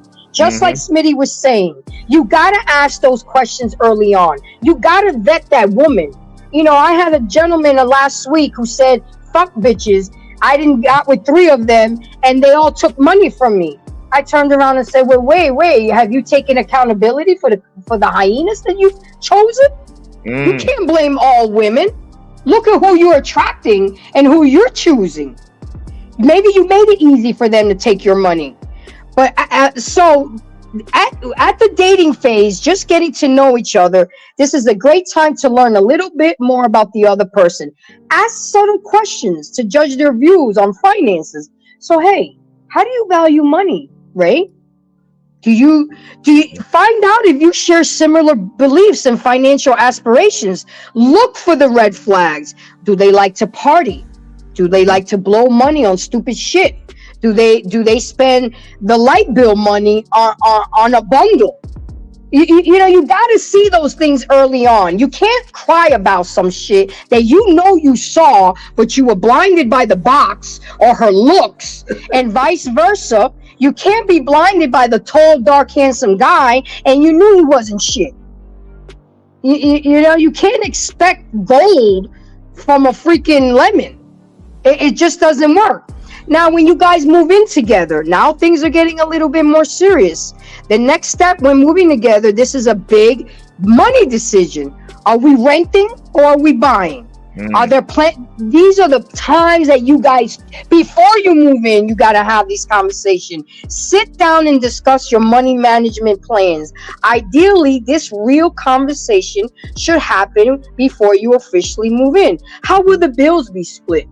Will we have joint accounts? Will the rent be split 50-50? Or does each one pay portion based on their salary? These are conversations you have to have before. But everybody's thinking with their dicks and their box and their emotions versus logically and looking at the future. We have a very bad habit of looking at the trees in front of us where we don't look at the whole forest. And then we want to fucking cry when the forest is up in flames. And I'm not going to show empathy for you because I'm going to ask you, well, did you see the red flags? Did you know she was like this? Did you ask him about this? No. Then that's your bad. That's your fucking bad. There is no right or wrong answer. The point is to have the real discussions to ensure that you're on the road to financial compatibility and that you're comfortable with the plan. Okay, buying a house together, that's the next step, is often the next stage of living together. It has gone well. Financial intimacy here means discussion of how you afford a down payment for your first house. Will each save 50%? Whose name is the property going to be in? Typically, this would be joint. Discuss how the mortgage will be split regularly, monthly bills, and maintaining the property. Are you both committed to saving money towards home repairs and cosmetic updates? Or would one rather spend the money on expensive vacations and status purchases such as a brand new car? And this is why it's so freaking important to know and understand a person's financial motivation when you're dating them. not after the fact. It's too late then. And it's funny that I put getting married last because that's how it was actually listed in my research. Don't you guys think it should have been getting married first? But in the world that we live in today, it's dating, moving in, getting the house, and then getting married. Yeah, that's fucking ass backwards in my book. But we living in a different world. You date, you court, you get engaged, you get married, you live together, you buy a house after maybe living together for a couple years, and then the children come. But you see how backwards it was? Yep. Planning a wedding and a honeymoon can be expensive, although it doesn't always have to be. Before getting carried away with a dress and a venue and all the other wedding bullshit, have the real conversation about how much you'll plan to spend on your special day. The cost of your wedding is only one aspect of marriage worth being financially intimate about. Consider having the conversations of possibly signing a prenup as well. I hate when people get offended about signing a prenup because a person has a right to protect what they're bringing to the table. You didn't work for that shit. Of course I made my ex-husband sign a prenup because my dad was the one that worked all his life for that, to make sure that all his kids were taken care of. You think I'm gonna have him just take half of my shit? So I empathize with the men. It's not fair. And most women become millionaires and rich because of a man. Whether it was inheritance or through a divorce or because of the lifestyle that they're giving them. There are very few there. I'm not bashing women. There are self-made women millionaires, but very, very few and far between. Most millionaire women are because of the result of their husband or man that they were with. Let's keep it motherfucking real. Okay?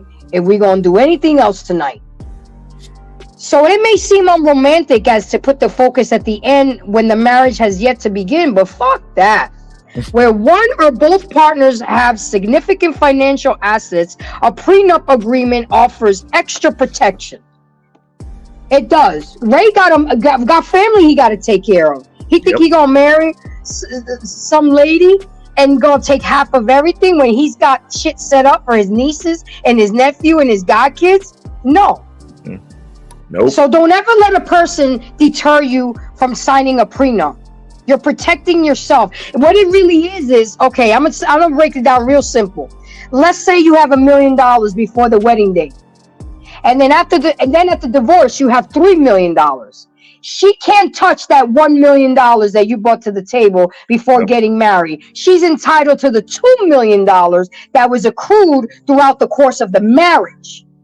And that's fair because Ray did his work before I brought that $1 million. Why should she get some of it? So you popped out a couple babies? That's what the fuck you're supposed to do.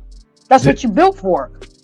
I mean, I don't get the thought, I gave birth to his children. That's what you're supposed to do as a woman. Just like he's supposed to provide and protect. But we make such a big deal. We don't get a gold star for doing shit we're supposed to be doing. We get a gold star when we go above and beyond and we do the right thing and we help our mate grow.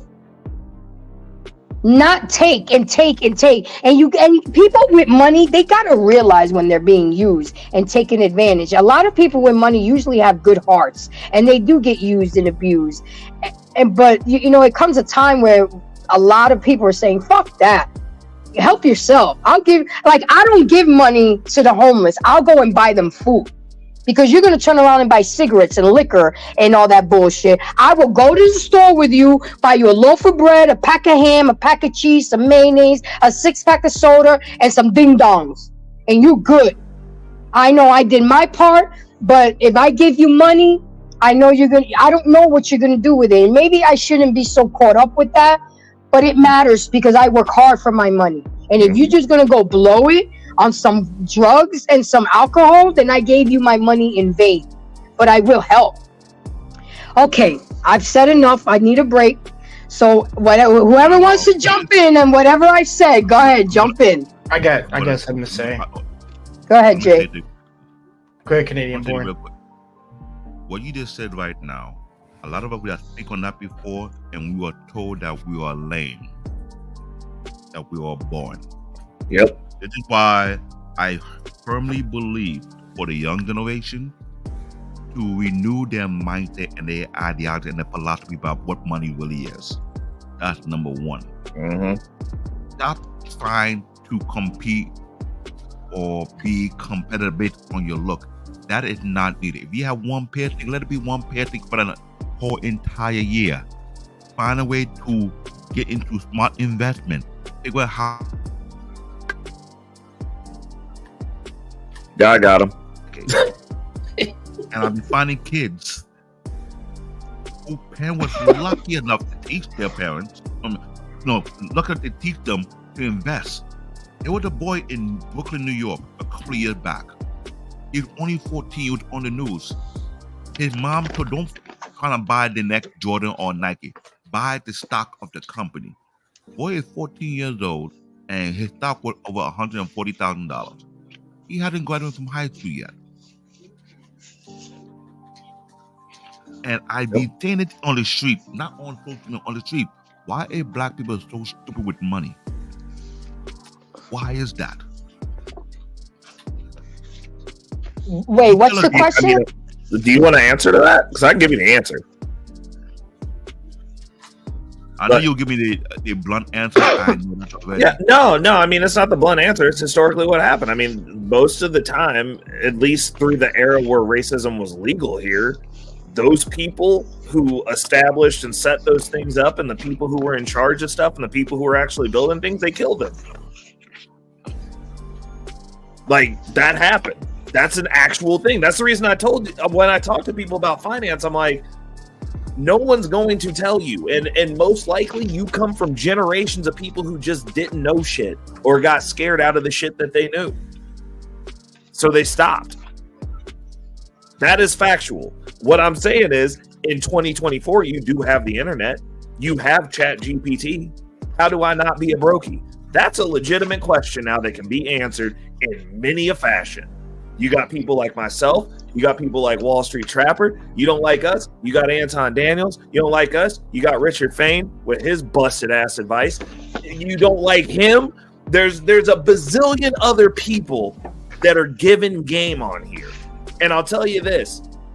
The only difference in finance is the amount of efficiency and efficacy. But all of it works on some level. Like, you gonna move from here to somewhere that's ahead of where you're at doing anything more than just going out and mindlessly consuming and burning up every free dollar that you have. Everything's better than that. It's just down to who you like talking to. Like, look, y'all don't listen to me. It does not matter. I own stuff in the real world. Like, I don't care. It's no sweat off my back. I don't wake up any more broke tomorrow than I am right now. My trajectory is going one fucking direction. So I don't care if you listen to me. Like, I really don't. Like, it does not affect me. I don't live here. I really don't. So, but listen to somebody. Like, you should do something, because complaining at the bottom, and I can agree with people who are like, the system should change. 100% correct. But it has a little bit more credence when I say it than somebody who's got ashy knuckles and is broken, scraping two pennies together, talking about, oh, we got to change the system for me. Like, no, if you suck at this is the easiest system in existence on this planet right now that needs to change. This is the easiest one. There ain't nowhere else you're going to go and have the ability afforded to you to navigate through from a socioeconomic standpoint the way that we do in America. So if you suck at this, you for damn sure gonna suck worse at any other system that we make. That is facts. And I'm glad you said that, because I remember I came on your platform and I talked to you about this thing, because I was trying to make sure I get back on my 2 feet. And I think I shared this story with you before, how somebody back in 1990 when I was going to college, he showed me something that shocked me. This guy, his whole outfit didn't worth more than $20. I followed the guy to the bank. He drew out some money. He showed me something. This dude have over 90 grand in his account for going to community college. And he told me he paid his mom and dad rent. and had his own place. No financial aid, no student loan, nothing. He paid out of his pocket, and he had that much money. I asked him how he did that. He said, I don't waste money on things I don't really need. Yep. If you've been to New York City, great know New York City, Brooklyn, they have Williamsburg. We call the hippies. Yep. They just like, I think they're bums, but they got bread hidden.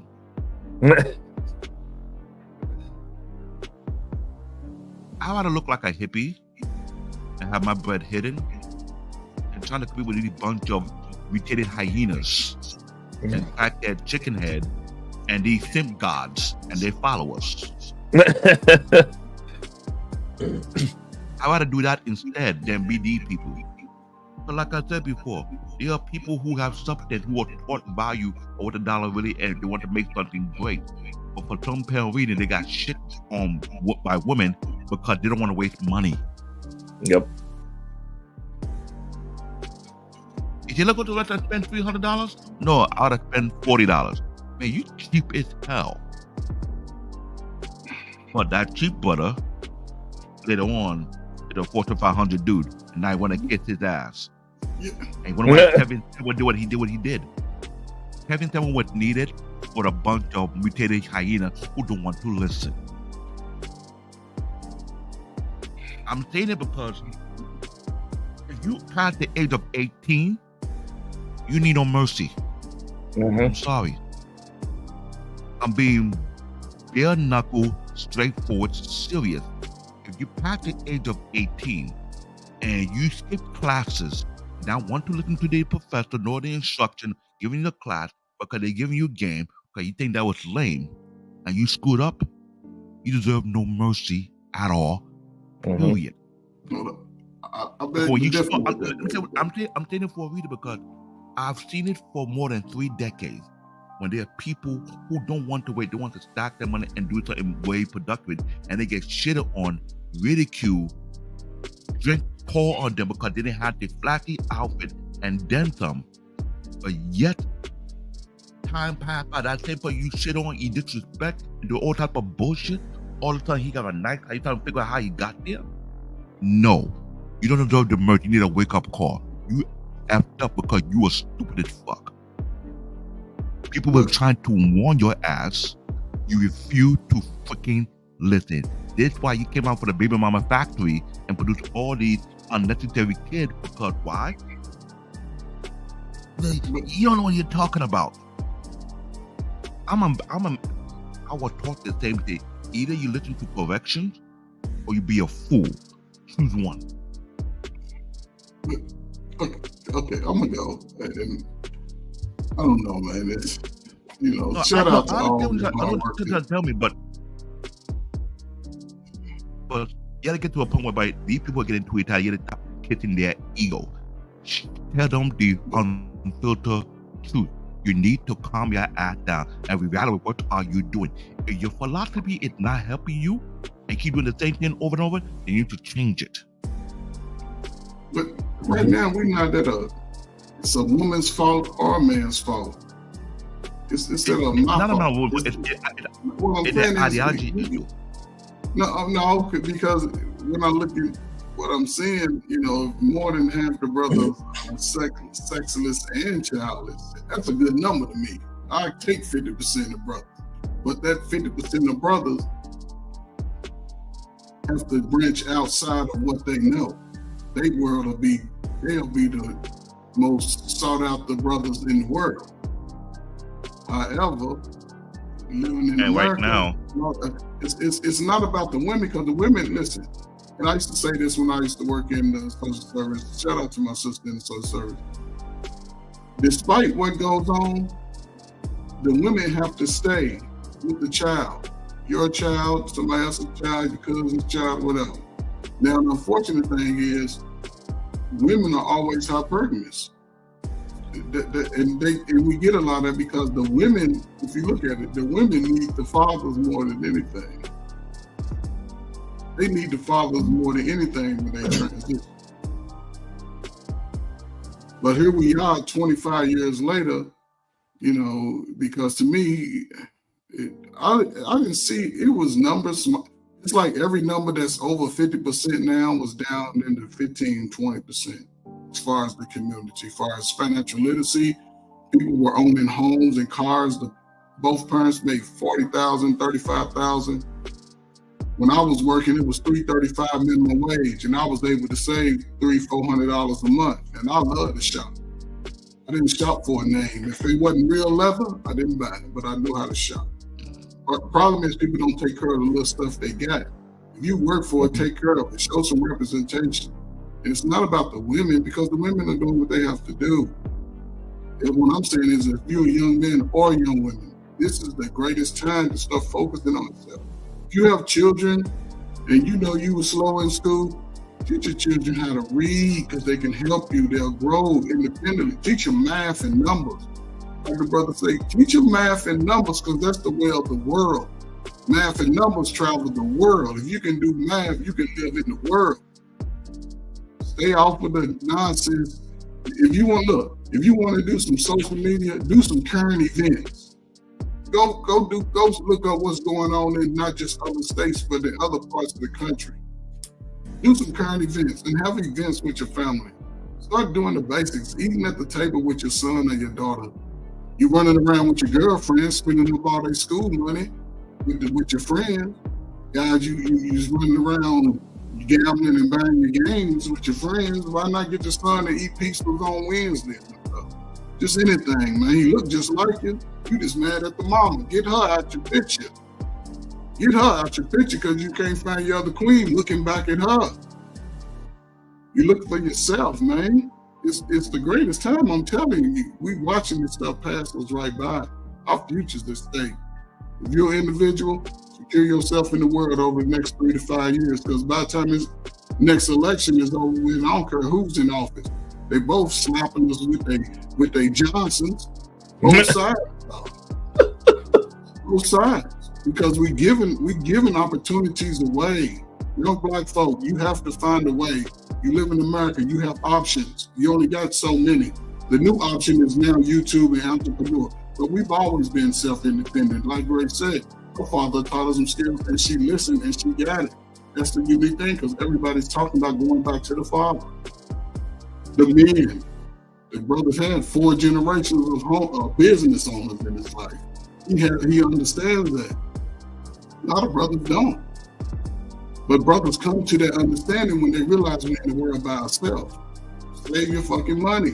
6 months, 8 months, you can buy stuff, invest it, but get the money to invest by saving first.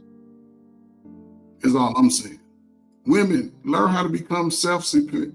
It's like, go back to home ec. Women, learn how to sew and keep your kids fresh, not fresh and clean, but keep them clean. Focus on your child. Y'all got geniuses over. You can't spend all that money on yourself every month. Y'all spending $2,000 and $3,000 on looking cute with your sweaty, stinky feet and drinking too much. And you filling up the hospitals and the health when y'all the most beautiful and dynamic. Take off the wigs. That'll save you about $15,000. Out with the BBLs, just work out. You can't get a BBL and sleep with the same dudes. It makes no sense. That's just ass backwards. That's all I'm saying. You put money in your ass, then you're going back. But y'all can change all this. You have to be willing to make a deal with each other going into the future. If they say the wealth is going to be a zero, shit, we halfway there. If you want to live the next 25 years of your life crying about money that you never worked for, if you don't go out and try to find something, you're going to be poor and broke. And it's just going to be the way it is. You're going to always get the second best. And you got to live in the worst neighborhoods. And your children are too. But if you don't want that, take the advice that people give you. Go do the research, try it out, write it down. Tell your slow kids to read it out loud to you. And then he'll become a better reader. You won't be a third grade reader. Don't be quick to give your kids some medicine when the school say, no, take your kid to the park and let him run that shit out. You'll be a greater, listen, we gotta find a way to, this is my last thing, Greg. We gotta just find a way, basically, to work together, save and build a house together. But, shit, when all said and done, they're gonna try to snatch it away from you anyway. So, brothers, do your thing, keep yourself pure. No robbing, stealing, treat people, places and things with respect. Women do the same. Save your money. Give your sons to their father. Watch your world change. We'll be strong as hell. Men gonna raise men. I digress.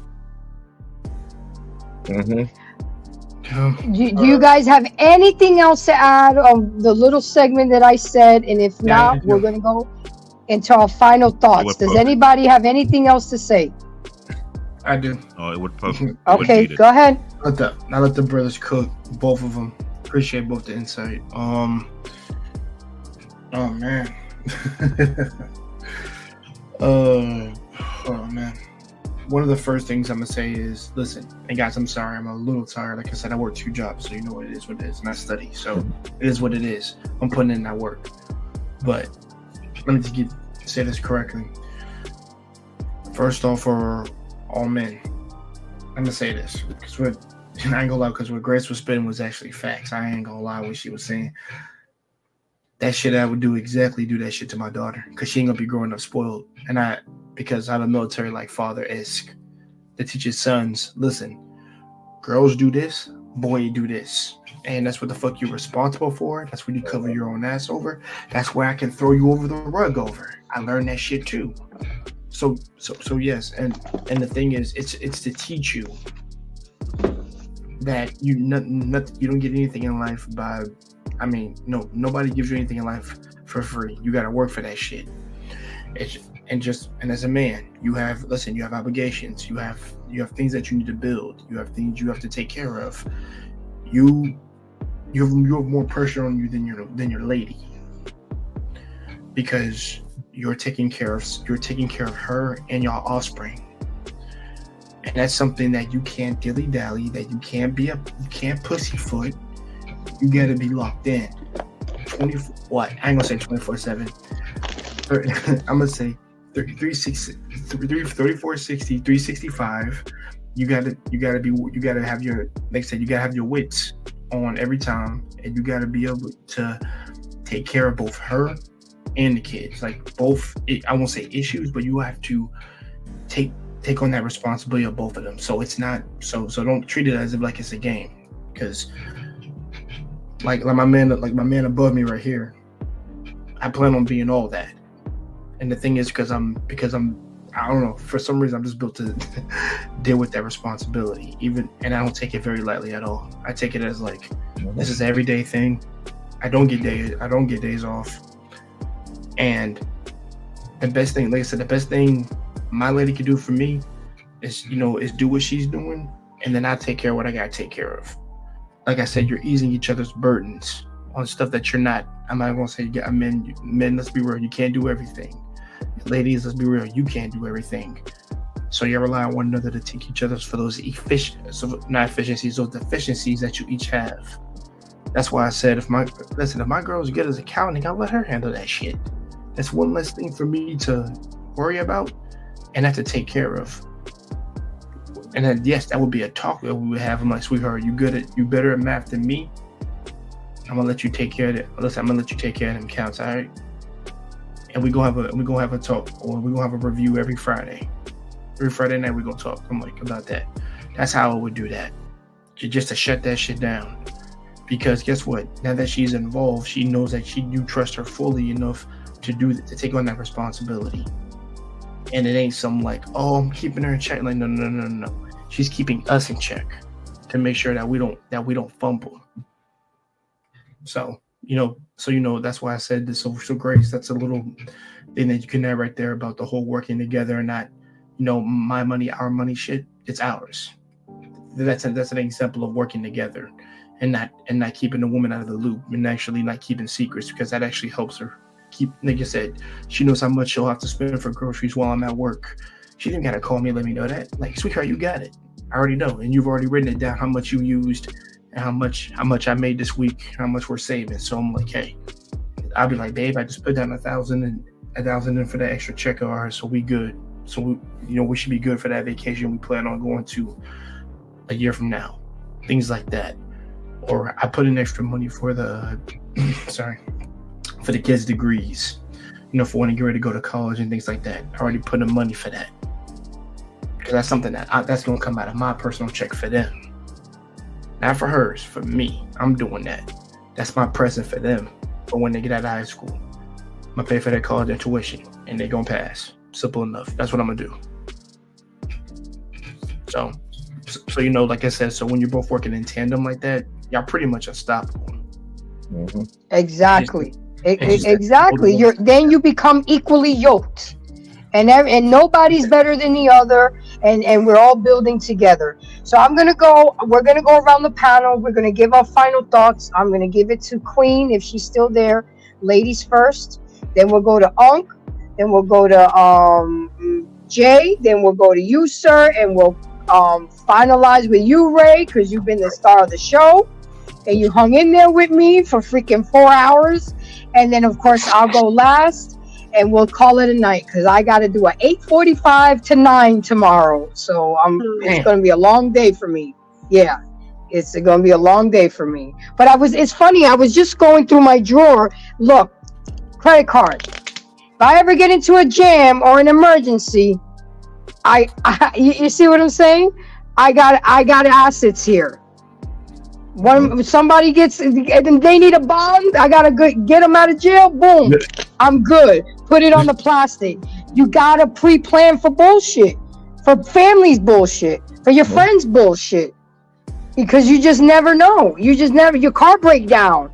I tell people all the time when I fix their credit, especially single women, get yourself a credit card with $1,000 credit limit. So if you need to get your car fixed, because that's the source to your income, you can get it fixed instead of not going to work for 2 weeks.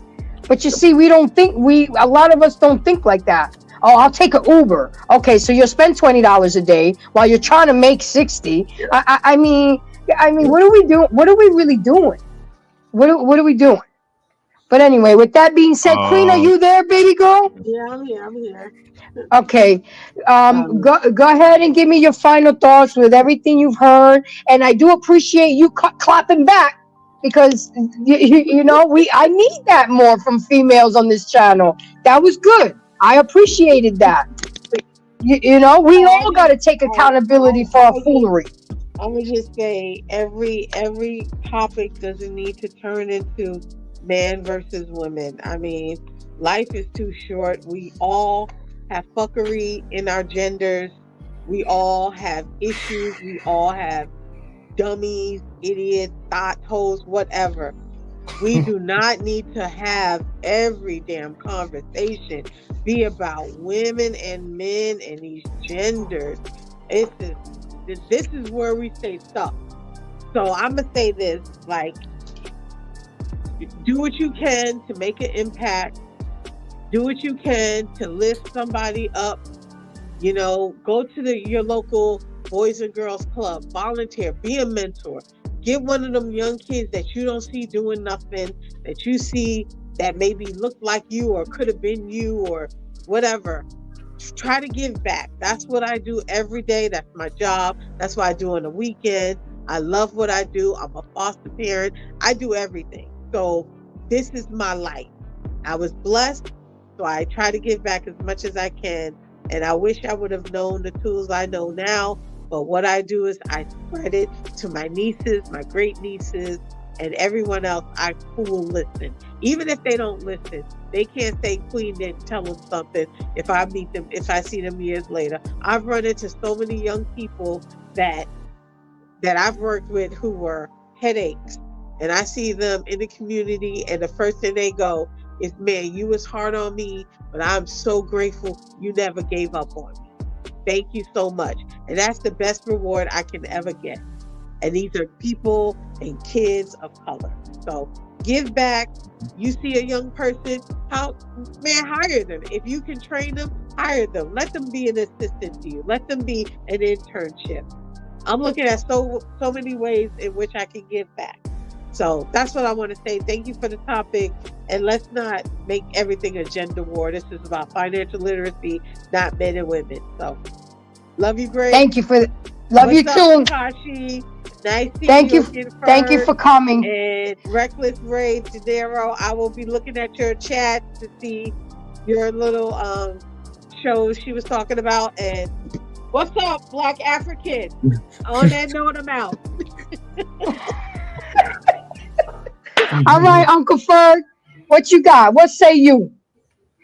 I don't know. What I say might not really have any value, but listen, we're in a peculiar place in America. If you're a young man, look at the career options, start taking advantage of the new technology as it advances.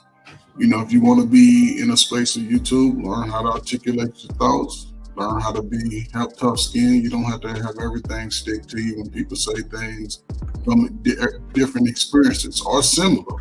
A lot of us, you know, we've gone through the same things, but a lot of similar. But here's the one caveat: we still going, we still fighters. So you just got to look at where America is. Start paying attention to America and the globe. This stuff ain't just happening by coincidence. These wars are just not happening by coincidence. It's going to be the same thing that it's always been. Even with the war in Israel, what you think they're going to do with them immigrants? Why they rebuilding that country over? They're going to come right here and take your high-priced apartment. You got to start thinking about the future of the kids. Kids ain't getting nothing in school. We'll teach them at home. You can't say you can't teach them at home because YouTube will sit you and your child down in class and y'all can read together and write, learn how to add. It'll change your life if you just invest a few years into it, regardless of what age you are. If you 21 and over, you have no excuse. Ain't nobody stop you from going nowhere in the world to create financial literacy or understanding for yourself. But if you don't value self, you don't value anything else. But if you want to change your life, now is the time.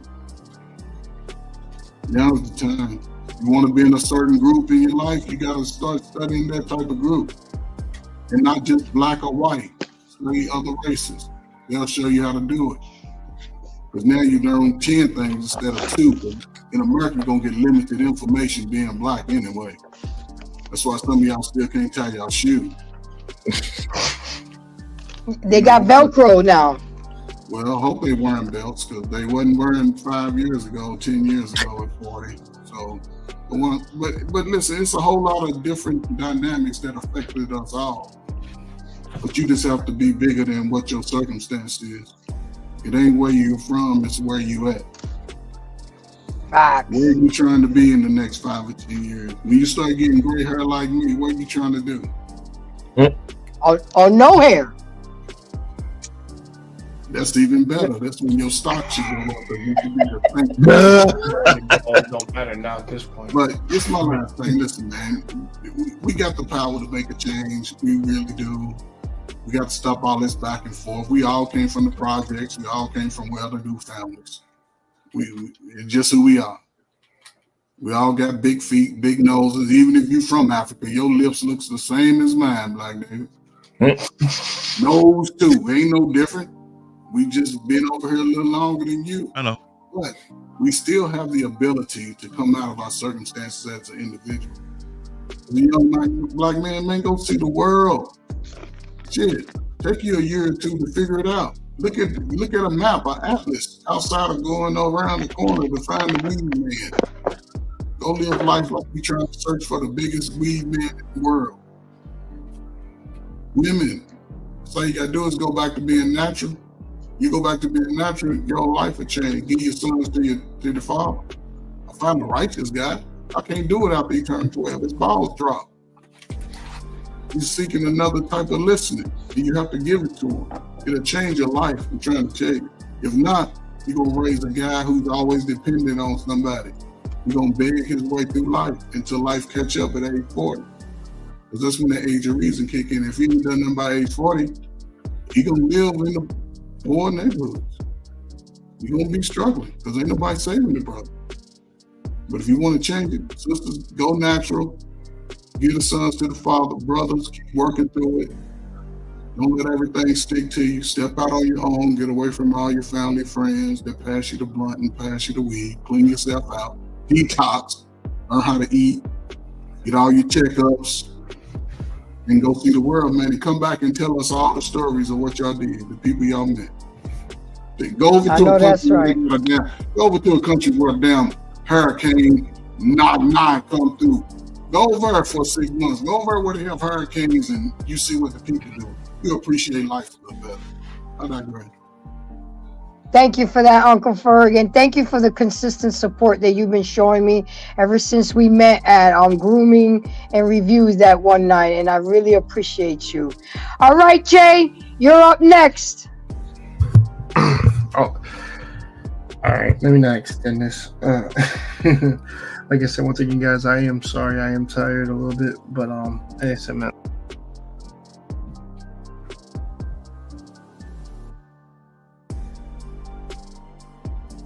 You're on mute. Hey man, listen, I got the same mic as his brother, but hey man. Yes, sir. You can't touch it. You can't touch it, bro. You touch this damn shit. Like, I don't know how the hell I've had it for 6 months. Like, come on, man. Come on, Jay. But no. But all seriousness, shout out to Queen, shout out to everybody on this panel. Ray De Niro will be checking out your channel, man, because I'm curious to hear what financial advice you have. That way I can listen to more of those, because I care to listen. I do care. Absolutely. It means a lot to me. For my kids and my wife, things of that nature. Well, I guys, when I say that, future kids and wife, I'm not married right now. I'm building myself up. I told you that. I hear you. I don't have any kids out of wedlock. I have none of that shit. I'm cool. But no. Overall, listen, man versus woman shit, guys, get the fuck out. Get that shit out your head, son. Number one. That's number one. 2, focus on yourself. 3, please, guys, please stay away from fucking social media, guys. If you can actually, I'm gonna say this, if you can actually stay away from your phone more for like more than like 2-3 hours, you will have made some progress at least. I'm giving y'all too much credit when I say 3. You really need to be away from it the whole fucking damn day and read a fucking book. Honestly, that's what I really. I'm sorry, I gotta say that they got to, because they pissed me off with that shit. People can't conversate unless they touching either this, their fucking phone, this shit, or other stuff. And it's like, God, fear me with that shit. Like, I remember kids back in the day that used to be outside. Don't come back on until the street lights come on. I don't want to be. I come from that era, so it's just like, it's so weird, like how we are nowadays. But one of the benefits I'm gonna tell you, learn to the generation. I know you didn't grow up socializing with women or men and ladies too, but what I'm gonna tell you is get the fuck away from that social media shit and actually speak to some people, formulate a conversation, and actually start talking. That's simple. And I don't give a damn if he should come up to me and all that shit. Bitch, come. Sorry, I don't use bitch. Lady, get your ass over there and speak to him. So let me say that, dudes, and I'm gonna get on y'all, because I gotta get on y'all, because y'all men, y'all my gender. Grow fucking backbone, learn actual social cues, and go and speak to that woman. Goddamn, point blank simple. And actually read the signs if she wants you to speak to her. But regardless of anything, speak. And try not. And one more thing, and try to tie your shoes, like he said, so you don't kick your ass while you try to talk to her. That's simple. And the last piece of advice I'm gonna say, listen, man, relationships are a beautiful thing, and it can be a terrible thing at the same time. But they become more negative as we've gotten here. But let me get back to the positive. It's up to us to turn them back into beautiful things of beauty. So like I said, so if you want, and I'm gonna tell this to everybody, says I want this to go back to normal. How about this? You contribute to making it better. I'm giving Grace a solution right now because she wanted to hear solutions. Here's what the fuck you do. You get over your your self-obsessed, crazed ass mentality. You go to a fucking therapist. You work that shit out until they say you're good to go, not till you're good to go. Till they say you're good. That's what I'm gonna say. And then once you come back to society, Wake up, David. David. Wait, I'm awake. I'm listening to everything. Okay. I'm sorry about that. Jay. No, y'all fine. No, I said you come back to society, listen, you integrate with other people, and then after that, work on yourself, and then get to seeing someone who finds an interest of what things you like, or you like things that they like. Simple enough. That's how it always starts. Like I said, make an attempt and actually get out there. That's what I'm gonna say. And y'all have a great night, y'all. Well, my bad, morning. Morning over here is 1 a.m. I go to work in about like 8 hours from now, so don't worry. Hey, that's solid. You got enough time to get some sleep. That's good. Oh, hell yeah. Well, Jay, thank you for coming. You always got gems to drop, and I want to hear from the younger, you know, from the, well, I don't know. You could kind of talk like, how old are you, if you don't mind me asking? I am 32 years old. Okay, so you are. It's about 24. I don't know why they keep telling me that, but that's fine. All right, so you are right there in that position, because I tell my son he's about to turn 18 in 2 weeks. And I say, your goal now from 18 to 28 years old is to set your foundation, work on yourself, focus on yourself. I'm not telling you to not go have fun. I'm not telling you to go get laid, because as an 18-year-old, his hormones are raging. Just don't make no woman no single mom, and don't bring me no grandbabies for another 10 years. Okay? Be smart about the shit that you do. And that's what, and I got all that shit from Kevin Samuels. It makes sense. From 18 to 28, you should be concentrating on laying your foundation, working 60 hours a week, making that money, grinding, you know? All right, my African king, go ahead and say, what say you? My final thought was this. When I came on the panel, I wasn't making a beat between male nor female. I was pointing out the obvious issue, which is their ideology, their philosophy about what money really is. That's what creates the problem we have in today's society, because one, unless you're not willing to take the correction and learn how to utilize what money really is and use it for your benefit, that you can pass on to the next generation, then you're refusing to learn what can bring you out of the slump. We need to stop trying to idolize the jokers of the society, which are the entertainers who make you think that you have to live a life based on spending your bag down to the drain. That needs to stop. If you don't waste your money on Uber, get a bicycle. Ride your ass to work. It's healthy, but save your money. If you don't know how to cook, you could cook, learn from YouTube, learn from TikTok. There's so many platforms where you can learn from. Alrighty, yet, looking for a class to join up with and learn how to cook from the basics. Stop trying to shit on people who don't want to waste money to go out, for the simple fact they got gold they're trying to build. What I said earlier before is the blunt, unfiltered truth. They go for both sides, both male and female. I picked the wrong section of men. And when I say all men are doing it, that's not going to work with me. For the simple fact, I knew for the fact that a certain section of men have been looked over for more than 4 decades. And when they do that, the next they want to paint the broad brush and say all men. No, it's not all men. And I hate to say this, before you join a union, get yourself some mentors who can vet your choices and let you know if your choice is fucked up or not. And they go for both men and women, especially women. But in this country full of entitled, mutated hyenas, I will say it again. You're not willing to check and see what you did is wrong, but you need to pass blame to somebody else and apply to the male as well. Accountability and responsibility is needed. Also with a level of self-awareness. You quick to put out blame about these men who are not men, they're nothing but adult males, they're not men, that change the standards. Recognize when I say this, there are men, adult males, and there are boys.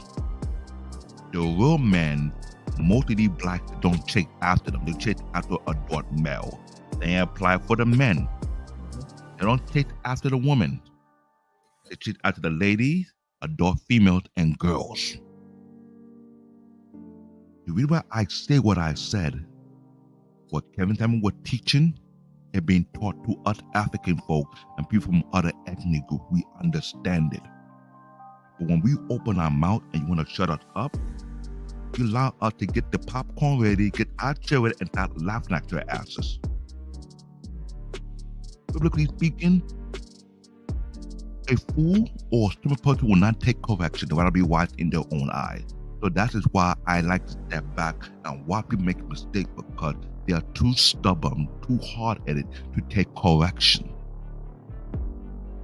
I've seen this argument, so-called argument about these men and these women. No. It's your stupid ideology that created these problems. Your stubbornness to take correction. You're too damn blind to realize your way of thinking is putting you in this situation in the first place. If you're not willing to wake up and realize I need to change my thinking process, I need to change my ideology, and to find me a mentor, an older mentor, an elder, yes, who's been there before you, who can teach you the game, then you'll continue repeating the same thing over and over. This Black Devil on African Mode, I have no mercy for stupid people. I'm highly allergic to stupid people. That being said, if you don't like the truth, then jump off the bridge. Thank you. Alrighty then. With that being said, Ray, I wanted to say thank you again. I mean, you actually canceled your show to come here tonight. I know it can get ratchet sometimes, but hey, it is what it is. It was good conversation, good back and forth. You know, no disrespectful shit, but it got heated and it was good. It was good. Just long, but good. Again, thank you for coming. I really appreciate it, but go ahead. I know you're going to drop some final gems. What say you? All right. Okay, let's see here. Where are we gonna jump in at? I got a list. So we're gonna start off hitting these pillars. And I'm gonna start with marriage because marriage is important. And the thing that I'm gonna posit out here and say to these young men and women is the person that you choose to engage in that contract with, it is the most important person. You are bringing someone into the castle, then you are bringing someone into your sanctum. Make sure it's not brute. All right, you don't want to bring them into the council just to end up with a bunch of knives in your back. It's not good, because that person can make or break you. And I don't really speak on the hypotheticals. I don't speak on the talking points. I speak on the talking points I've actually seen happen to people in real life. And it's awful. It's awful. And as somebody who has not decided to get married yet, I can understand how people, you see a few of these things go down, could end up in the camp of not wanting to even bother with it because it seems very arduous to allow somebody to come in and wreck your stuff, which rolls over into the prenup conversation. The stuff that you've accumulated, for those of you who are like myself and have established yourself in some form or fashion, protect what you've built. Always. Ladies too. Protect what you either inherited or whatever you walked in with, you should walk out with. Like, that doesn't seem like a hard conversation to have. And honestly, I it's weird because as somebody who, and this is not me flexing, like, I can get dates if I want to. I can date women. Like, it's not an impossible task. Like, I'm not sitting out here just like begging for dates and stuff. When you have options, it's a lot easier to just go ahead and put your standards out there up front to weed out the people that don't need to be there or are there for the wrong reasons. Like, hey, this is what it is. I've already built this. I own all this stuff. You can't have that. I'm not giving it up to have you come in here and potentially just decide one day that you want to be out and you want the cash and prizes that I made. As far as saving, budgeting, and investing, do your research. There's a lot of game out here. There's many ways that you can get this game.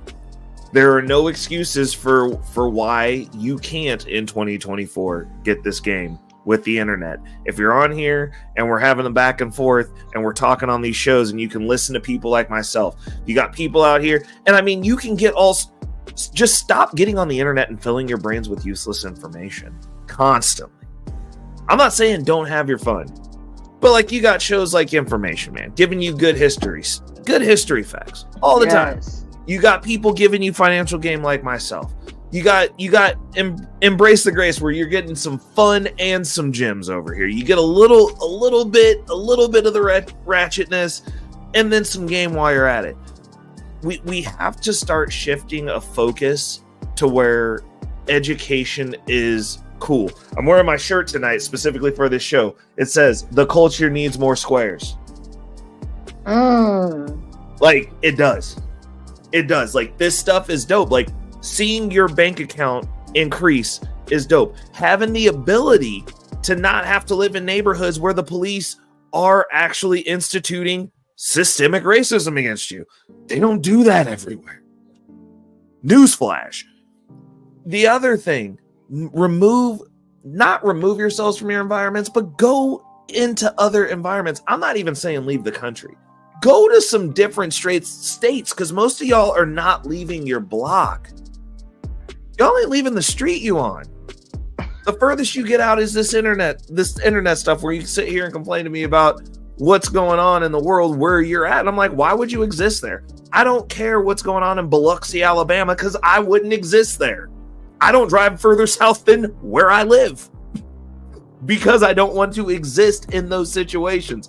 So I choose to not be around people that don't want me around them. Like, it's not, I don't see how this is hard. We have freedom of mobility now. Go talk to some people that don't look like you and stop quoting talking points about other cultures that just are blatantly also not true. Like, I get it, but on the same note, I don't get it. It's the same reason I don't go to my stepfather's family reunions in Louisiana. I don't like it down there. I don't like the people. I don't like the white people. I also don't like the black people down there. Two of the same sides of the same freaking bird, and I hate them both. Like, I don't like it culturally. Not for me. But I've traveled a bunch of places. I've been around a bunch of other cultures. There are a lot of people who will give you game. When I tell you that I got to where I'm at, money is a team sport.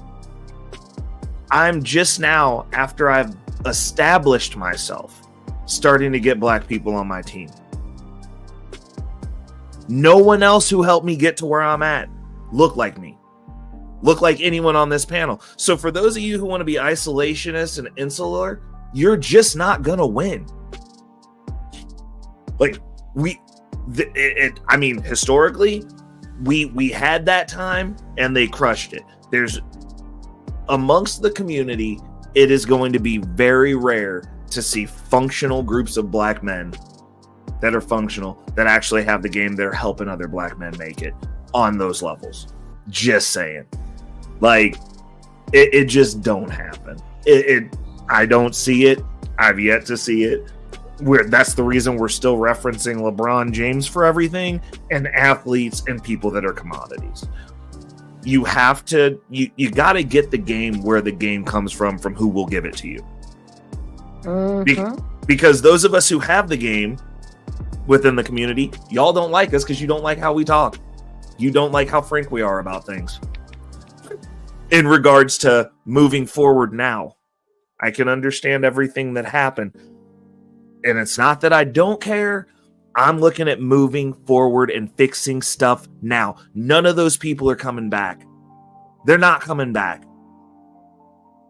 None of those people are going to be able to help us now because they're gone. They took them from us. We are having to start from scratch. But my question to most of you who are listening is, how many generations are y'all going to start over from scratch just because you're stupid with money? How many times are you going to go, hey, we got somebody in the family that's making $250,000 a year. Yep, they're gone. Nothing. Oh, we're going to start over again. Oh, we got somebody who got to the bag that's now making $100,000 a year. Oh, they're gone. Nothing. How many times are we going to squander everything that we built to rebuild this sandcastle over and over and over again because we don't want to listen to nobody that don't look like us? And the people that look like us don't have the game, or those of us who do, you don't want to listen to. You want to sit and argue with and give me excuses. How long are we doing that? The other thing is, along with the environment and culture shift, we also have to shift the way that we look and talk about money. Most of us are trying to go and do stuff so that we can no longer have to do anything. Most of those people don't actually get wealthy because we're not built to not do anything. The people who win, that really win, and I can tell you, my wealthiest client is a billionaire. Verified. He works more than I do, and I work 60 to 100 hours a week. Now, he gets to work at home, but that man starts his day in his office. He watches his kids. He watches his wife have parties, and everyone gets to play in his pool that he gets to look out on from his office because he is working. He's putting together deals. Dude's doing stuff. If you're not willing to make that kind of sacrifice, it doesn't stop. Like, I understand these YouTube talking points and like these people who get on here that live here are selling this dream. That's not real. Go put yourself around some people that actually got money. You'll find out how much time they actually don't have. There is a sacrifice involved and there's a burden. Nothing's easy. There are no free lunches. That said, if you're willing to work hard and figure out how money works, you can make it happen out of your job. We got game out there for that. You can get to a point to where you have the options to build things. We have to get back to a point to where we are producers. We have to get back to a point to where Black people are actually looking at getting into places of power and not just having money. No one cares if you just have money. That's the reason the Black community is not taken seriously by these politicians now. Because at best, we've been so messed up through all the stuff that we've gone through. Verified. I'll acknowledge it right now. All the stuff that we've gone through, our minds are so messed up that they no longer have to worry about us because 90% of you, actually, I'm going to be honest, 95% of you pose no threat because you're not intelligent enough to do anything besides get some money. You don't know how to wield power. Money is the starting level of power. Money in and of itself is not power. Having sat, and this is the thing, a lot of you have a lot more money than me, but I've sat in those rooms. I've been kept behind for special meetings with politicians that are going to affect where your kids go to school, to make some of those decisions, to advocate for our community, to get shit done. Without complaining, without going to them on some, we's tired, boss. Like, nah, dude, I'm in there. Like, when you get to start seeing how stuff actually works and how people actually meet people, which is not just going, hey, this person's rich. It's going, hey, this person needs to be in our cipher. This person needs to be in our circle. Matter of fact, I need you to meet this person because you'd be a good advisor for him. You've got good ideas. I like where your head's at. We're not going to cry our way into getting into a position of power. We must take it. We must change the way that we look at things, and we have to understand that as we are churning out these people who are getting to the bag, because you need to do that to have the options. But that's level one when you're talking power. You are at the bottom of a different game at that point. And until we do that, as far as the community is concerned, absolutely nothing is going to change because we're not playing the game. We're not in it. We are not in it.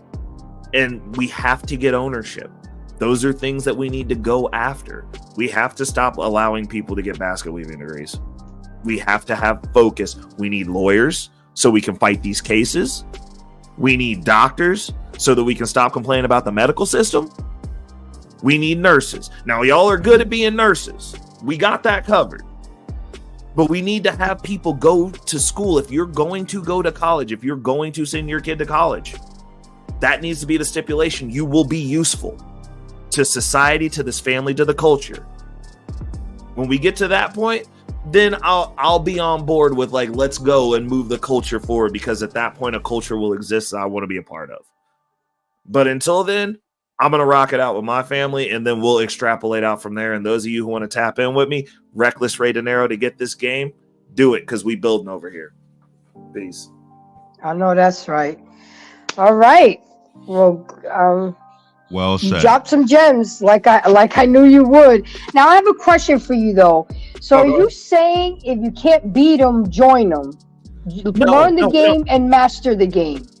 What I'm saying is two things can be true at the same time, but my question is this. The people who are saying that we needed to change, like in any system that you're in, you do not want to be at the bottom of that system, because then we can change the system. There's a bunch of stuff that we could do to make improvements in this great country that we live in. Mm-hmm. But if your only crux is that I suck at this, so I want to change it, that's a different conversation. Should we? Sure, there's a bunch of improvements that we could make, but you shouldn't be doing it from the bottom. Why would you suffer ceaselessly while complaining? That's just a bad life. All you're doing is having a bad life. You're having a bad existence, and you're going, well, if the game was different, it'd be better. No, it wouldn't. Not for you specifically, because you're at that point, if that's your existence, you are a certified loser. That means that no matter what system you're in, you're just going to lose. There's people that just can't help but to lose. There's always been people at the bottom of every system and every society that's ever existed. Always. And matter of fact, it's the vast majority of people. So if we live in a system that, as flawed as it is, affords the ability for peasants to change and not be peasants, that's a new opportunity that most places don't have. Go to any other country and not be from that country. There are limits on how far you can move up in those ecosystems unless you show up rich. People come here to get rich, to go back to where they came from, because the opportunities where they came from did not exist. But if they come here and they can get the bag, then they can go back and have a better life. That's the come up for a lot of people who come to this country. So if you can't figure out how to navigate this system specifically, which is the best one that's ever existed, the best one to date, that can be improved, absolutely. But to sit there and be like, well, I'm a loser, so I just want the game changed for me, like, I can't get behind that. I can't. Because it's just like, well, if we change it, then you're just going to be lazy in that system. And most of the time, it's people that would rather it be worse for everyone so that I can just drag everyone down to my level of hell versus I want us all to exist in heaven. They don't want everybody to win. They're miserable, and they want everyone to be miserable with them so that they can be like, well, at least I took something from that guy at the top. He's winning less now. As opposed to putting in the work to just make your situation better. Because when you zoom out and look at the whole, it's a daunting task to become wealthy. The hardest amount of money that I made was $10,000. The first $10,000 I made was the hardest amount of money I ever came into. That's my savings game now for opportunities. I continually just save up $10,000. The initial first $10,000, when I started out at 25, that I didn't get until I was about, I'd say probably about 30, 31. Hardest amount of money I ever pieced together was looking at that. Because looking at the whole 10 was a pain, like, especially when you're starting from a bank account, when your mindset is my bank account's always at zero. That's impossible to go, I'm going to get $10,000. That's the reason I tell people, I'm like, don't even do that. Like, if your bank account's zero, the game for you is to save $100. Start there. And then the next level of that game is to save $500. Like, you do not go from zero to where I'm at. You don't do that. This has been over a decade of work. A decade. And it's just now starting to pay off. Of hard work. I hear you. Like, I hear there's no shortcut. There's no easy, like, even the people who come into the crypto space and be like, oh, I'm going to go make a bunch of money on a meme coin. They don't keep it. They don't even like you're not built to have money yet. You have the process is the process for a reason. You got to learn the game. Now you can accelerate that by tapping in with people and actually being able to do stuff. But like the reality of the situation is you're going to lose money. It's not going to feel good. Like I lost over $60,000 over the course of 2 weeks. It didn't feel good. But you got to go be in the market and make it back. Like it's just what it is. Like that's what that space is. High volatility. Something that I didn't think was gonna fall through, fell through. Took whole companies with it. That it's what it is. Like you're going to have failure. You're going to have to persevere through it. You are going, and I'll tell you what, that's where you're going to learn the most. That's where I learned where my greed was. I was like, hey, if something's going well, I get real greedy with it. I need to not do that ever again. That was expensive. Like for something to not work because I was like, hey, we eating over here. Throw all the money in there. Like it's none of this is easy and none of it's overnight. People tell me I'm lucky. I'm like, yeah, 10 years later. They were telling me I was stupid 10 years ago. Yeah, but look at you now. Yeah, 100%. But then now it's like, oh, well, you're lucky. Oh, well, that's fortunate for you. Like fortunate for me that I took every single dollar out of my 401k and threw it into something that I believed in while everyone was telling me not to do it and I was stupid. Okay. Scraping change off checks because I didn't have expendable money and my savings rate was not at the space that it was now because I was still sorting my financial situation out. That's lucky. Like, no, you put in the work and then people say that you're lucky so that they don't have to feel bad about their lack of action. Because it's hard to be around the sun. I cast long fucking shadows and I don't take excuses. Oof. Like, I hear you. It's what it is, man. It's just there's too many people that care. You got Embrace over here who did a whole show on this. We've been here for what? Over 5 hours now. Yeah. Because she cares. You have people that are putting out the game. Now, me personally, I'm a weirdo. I just like doing this. Like, because I'm gonna be up anyway. So, and I like documenting the journey. Like, I'm documenting what I'm doing. Like, I'm not rich yet. We getting there. We probably gonna, I mean, honestly, this bull run, I will be classified as rich this bull run. But I don't, like, I'm not somebody who sits out here. I'm the only person who's out here that talks about finance that tells everybody I'm in the trenches with you. I'm not making over 6 figures right now. I just know how money works. Oh, you can't have a house. I do, though. Like, oh, you can't not have debt. Like, I select how much debt I get to have every year. I do, though, because I use all of the tools that I go over on my channel, and it accelerates wealth building. And it's not doing it and leveraging myself to the hilt to where, like, if something bad happens, I couldn't pay it back. I don't use my investments to pay any of the debt that I take out to buy investments back. I use my paycheck to pay that back because those dollars are cheaper. Like, the stuff that I'm talking about, I'm not talking about it from on the mountain. I don't have my Porsche yet. Might be getting it this year. but like, you know, like if you're focused in and you're actually using every tool available and you shift your perspective a little bit, because I do go out, I do have fun.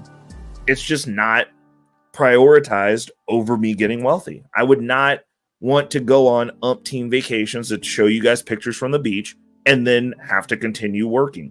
Or another one that I get hit with all the time, which is, if crypto's doing so well and you're making so much money, why don't you quit your job? Because I would have to go back at a certain point. I deal in permanence. The stuff that messes with people's heads is going, oh, I'm never coming back in here, and then having to turn around, show up with your hat in hand to go get that job back because you thought you was doing something that wasn't sustainable. Gotta do the math. Finance is a game of basic math. It's not even complex math. It's basic math. And it's fun once you start seeing some numbers change. I hear you, Ray. Again, thank you so much. Okay, so to all my embracers, these are my final thoughts. And I write down my final thoughts too, even before the show is over, before it starts, because I got what I want to say. I understand that everybody was taught or not taught financial literacy. However, how long are we going to use that as an excuse and or make excuses and have this slave mentality? Couple needs and need to want and understand that financial intimacy is an essential component of relationship. Period. Both partners must be in alignment to create a healthy financial relationship with trust at the care. It takes teamwork because teamwork makes the dream work. As always, guys, embrace yourself and embrace each other. Y'all have a good night. Thank you for coming out. This was awesome. Maybe I'll have a show about strictly credit, because a lot of people really don't understand credit. They don't understand utilization. They just think, oh, I pay my bill on time every month. That's not enough. That's not enough to be able to go in a desk and take out a stack of credit cards like this for emergency purposes only. Just to know, hey, I got to rent a car real quick. Boom. Somebody passes away. I got to buy an airplane ticket. Boom. I'm there. You know, my cousin Ray from Michigan, he in jail. Okay. Boom. Pay the bail. I mean, you just got to be prepared for life. And unfortunately, in this world that we live in, it takes money to do everything. It takes money. I work hard, but I play hard. I spend money, but I'm always thinking about replacing that money, you know? So with that being said, you guys have an awesome night. I'm going to go unwind a little bit and do a 12-hour shift tomorrow. Okay? Thank you, guys. Take care. I really, really appreciate it. Let me get my little outro that JBJ Network has for me. Give me just a second. Here we go. Where you at? There it is.